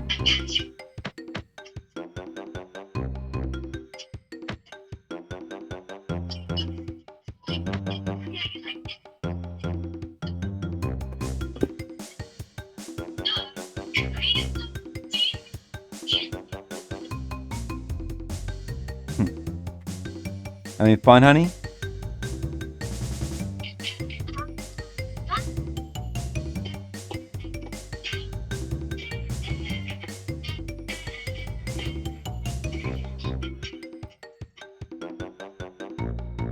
All right.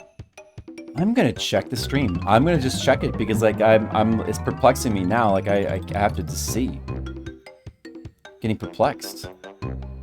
I can't handle this perplexity. I'm gonna check the VOD. I can't believe that I just played through all those stages and didn't even notice I played through them. The bridge, of course, I felt like I did pretty well on that the second time.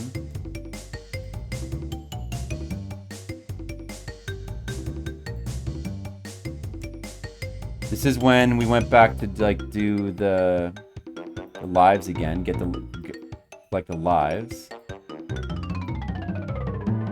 The barrel stage. I definitely remember doing this the second time, for sure. I don't remember doing those pipe stages, though. That I don't remember. I don't... This way. Is there some kind of... Yeah, and then there's, like, this stage with the platforms, which I struggled with a bit on the second time. Look. Yeah, and then, like, right here. This is the first time. I didn't do it. How did I not do those? What happened?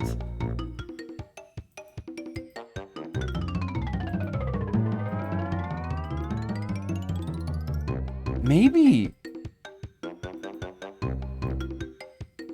Did I think that I was farther back than I was? This is where the game hung, where it just suddenly, like, froze. Like, the game it wasn't a hard lock, it was a soft lock. The game seemed to get hung up trying to load, and we just couldn't save it, so I had to reset here. And then when I reloaded the game, I was back at the generator room, and it was quite far back.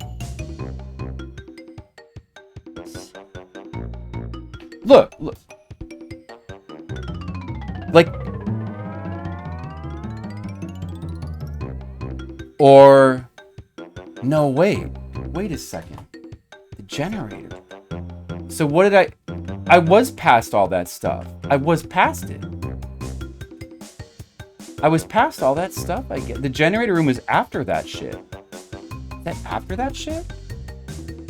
What did I do then? Did I go backwards? Somehow? What did I do?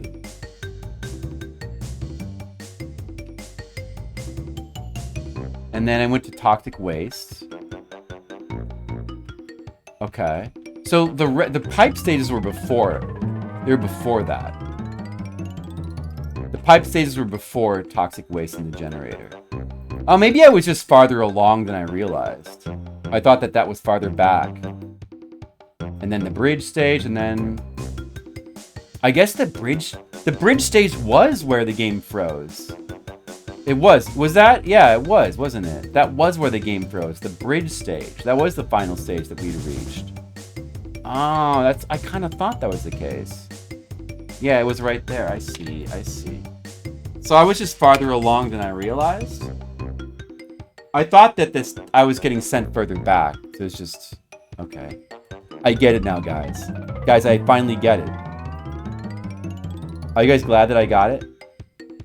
I forgot to put the black curtain over Maytag's little eye there. That's better for the layout if we put this there like that. That's better. Oh well. Okay. Is everyone enjoying this stream? It's going so well? Look, it looks like the path branches here.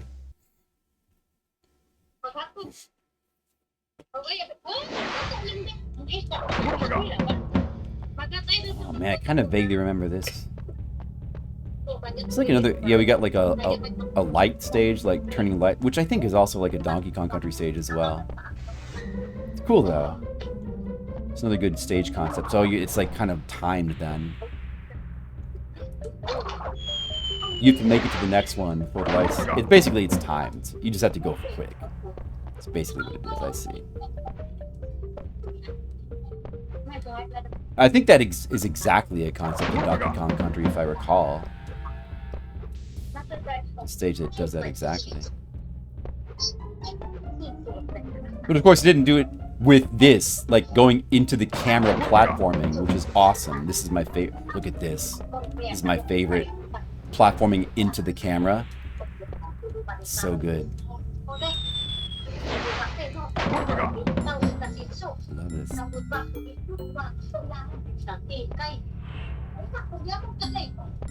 Honey, I hear a lot of people speaking in Filipino around you. Oh, I'm already dead because this platform is... You better hurry. Oh boy, I'm scared. Make it! Oh, I made it. Okay. Can't slow down. Can't slow down. It's really just like a speed stage. Like it's a light stage, but it's actually just a speed stage. There's a checkpoint. That's good. Took a damage, but whatever. Just keep moving. It's quite strict, the timer, actually.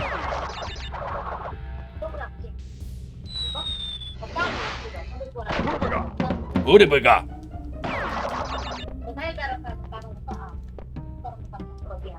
That time we made it on the first cycle. That's better.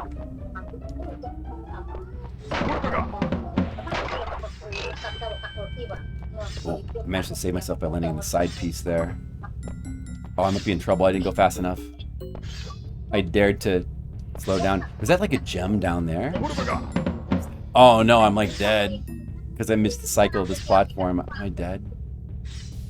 Not looking good now. The darkness! Oh boy. Oh, look at this. Oh boy. I'm gonna guess that you're gonna do like this. The exit! Oh!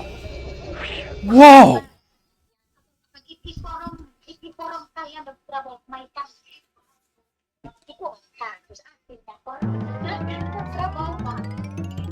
Wow. What's... I wonder if this side stage has to do with the gems. That branching path thing. But whatever. Jaws of Darkness. Is this the boss? Oh, another temple stage. Okay.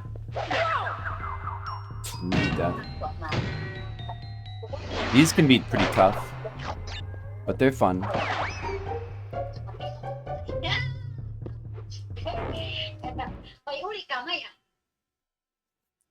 Get spiders. Alright. Actually, I quite like these stages here. Because they kind of do a bug thing where they crisscross. I also got these weird platforms here, which is interesting. Going around a circle and they got their weird going in and out thing going on. But like the path will go like up and down, left and right. It'll even crisscross a little bit. And it's exactly the kind of like awesome stuff that I like about 3D platformers.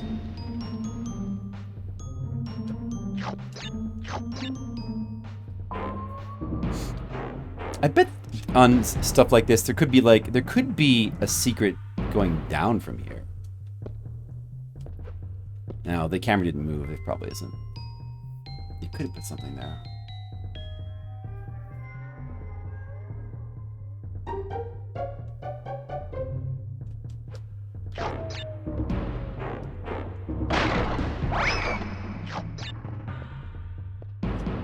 I didn't collect the armor because I hit it. I spun it.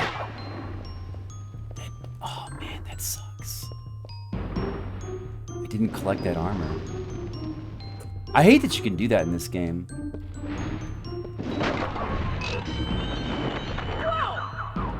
Oh man, these stupid bats. Oh well.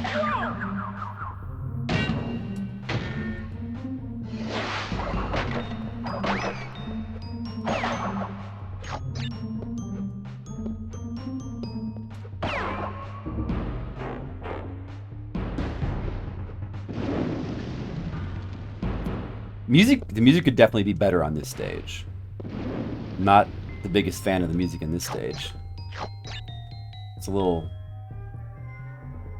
like, just lackluster, really. Okay, don't spin stuff off this time. How much have I been doing that and not even realizing? Probably have a bunch of times.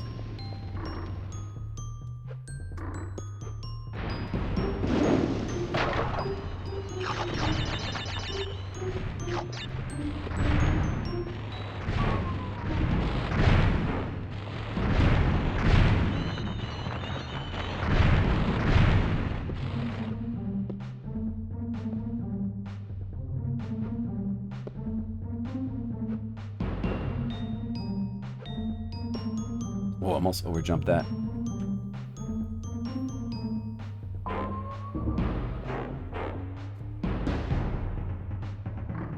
Okay. It's like now I'm going into the camera. I love how the camera keeps changing in these stages. These stages are really cool.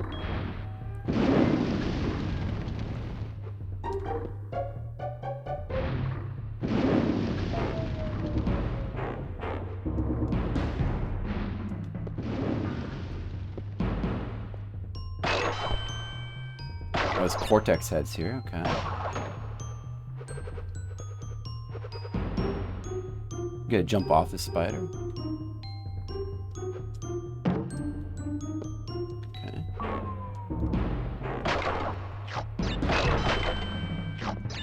A chance for save here. That would be nice. I do kind of want to stop soon. Oh, these move quicker, huh? This is scary.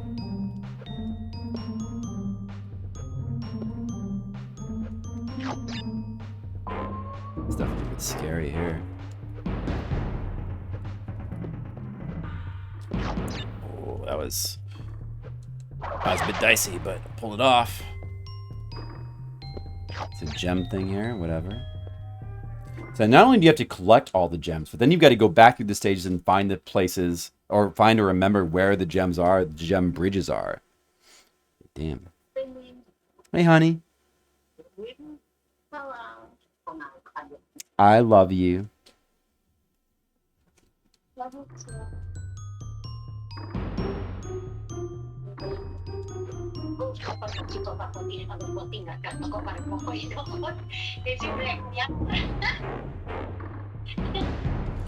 What's your mom saying, honey?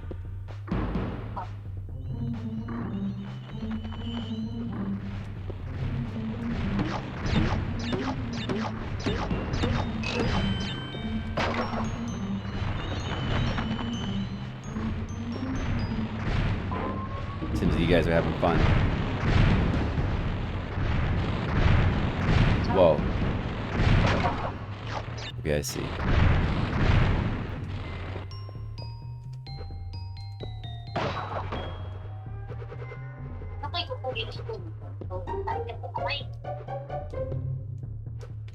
Oh, that wasn't a jump. I saw it. It was not a jump. It was right in front of me. See, it's misleading because it starts out above you. Oh, the checkpoint was right there, so that was fortunate.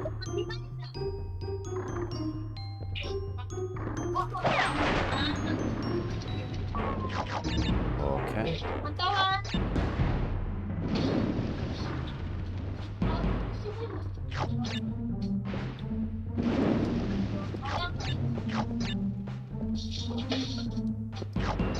What's the secret here?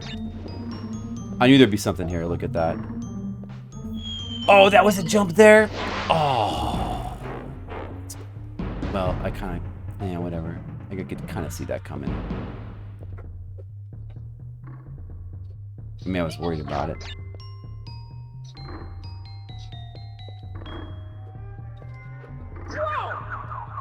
Oh, man.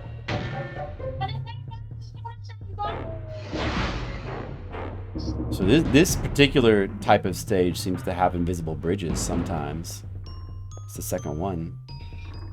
Probably another one we didn't find.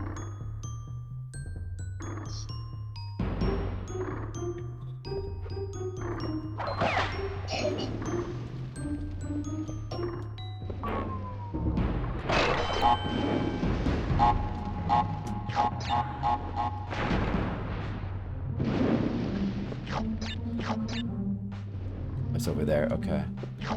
We're getting it. Let's see what this is. Oh! You gotta be quick as well. I'm gonna get that anyway. Gotta find out what that is. Probably gonna be less lives than I spent getting it. Oh well.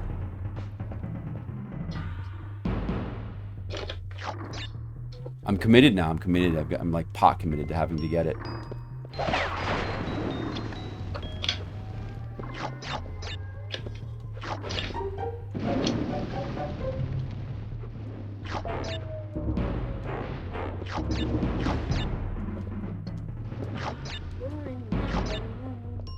You know what to expect this time, though. How do you get back, though?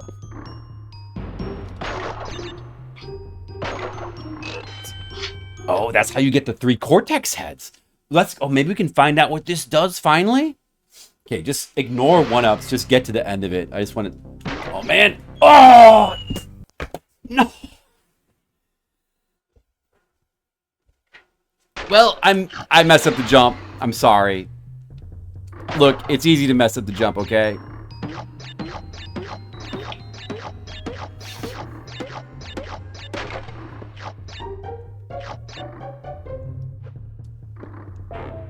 Now we go back like this. I see, okay. That's cool. Well, didn't pay off, but hey, we learned something. Yeah. Sometimes life has got embarrassments. Oh, well, we got 2 ladies now. Alright.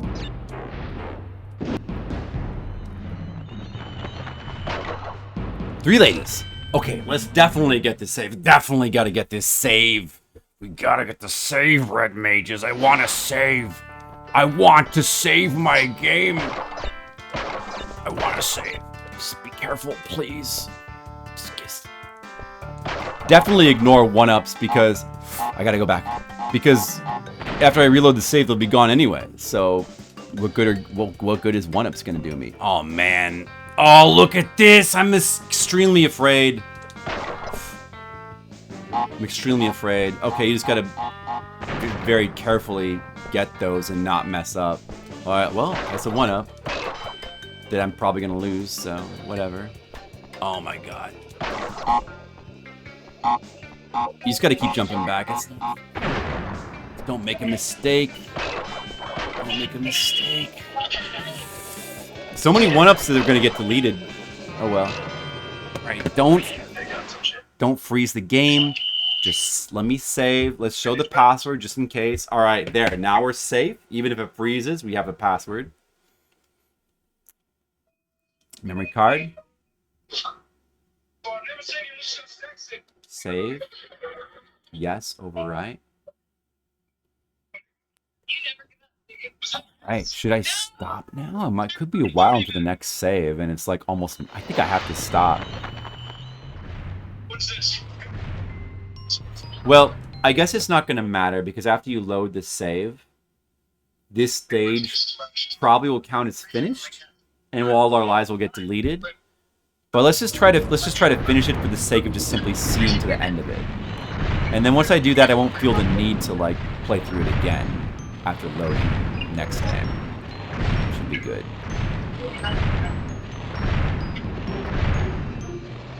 And then we got this. So after running through those 3 walls in a row, it's like a pit right there. You get to be careful to stop in time. Pit right before the final thing. A little hard to see. Castle machinery. Man, it seems like we're pretty close to the end, but I don't want to stay up till 1. We'll set to finish it next time.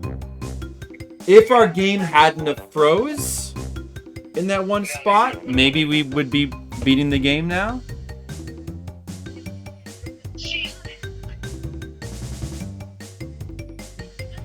Honey, I think I'm about ready to wrap up my stream. Baby? Yeah, I'm about ready to wrap it up. Sure. Good. You want to say anything to my chat? I hope they're enjoying their stream. Do you hear that, guys? My wife hopes that you're enjoying my stream. I hope you are too. Now the stream must end for tonight. It was good. We got some more Crash Bandicoot progress. It's good. It's a very fun game. And have a great night, everyone. Have a great night, everyone. You have a great night. I'm tired. Alright, thanks for watching, everyone. We'll hopefully finish this tomorrow. We'll see.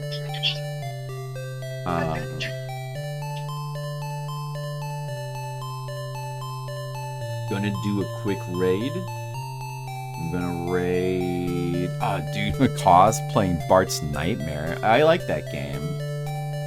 I need to replay that as well. Oh, dude, Zetox is playing Shadowrun. Oh, dude, those are some good ones. There's some good ones to raid right there. Well, I mean, I haven't raided Zetox in a while. Gotta raid Zetox, right? Shadowrun. Well, maybe it's this Genesis one, which I'm not as into, but Super Nintendo one is like one of my favorites. Well, I hope you guys all have a good night. Thanks for watching. Take care. I'll see ya next time. Have a good night.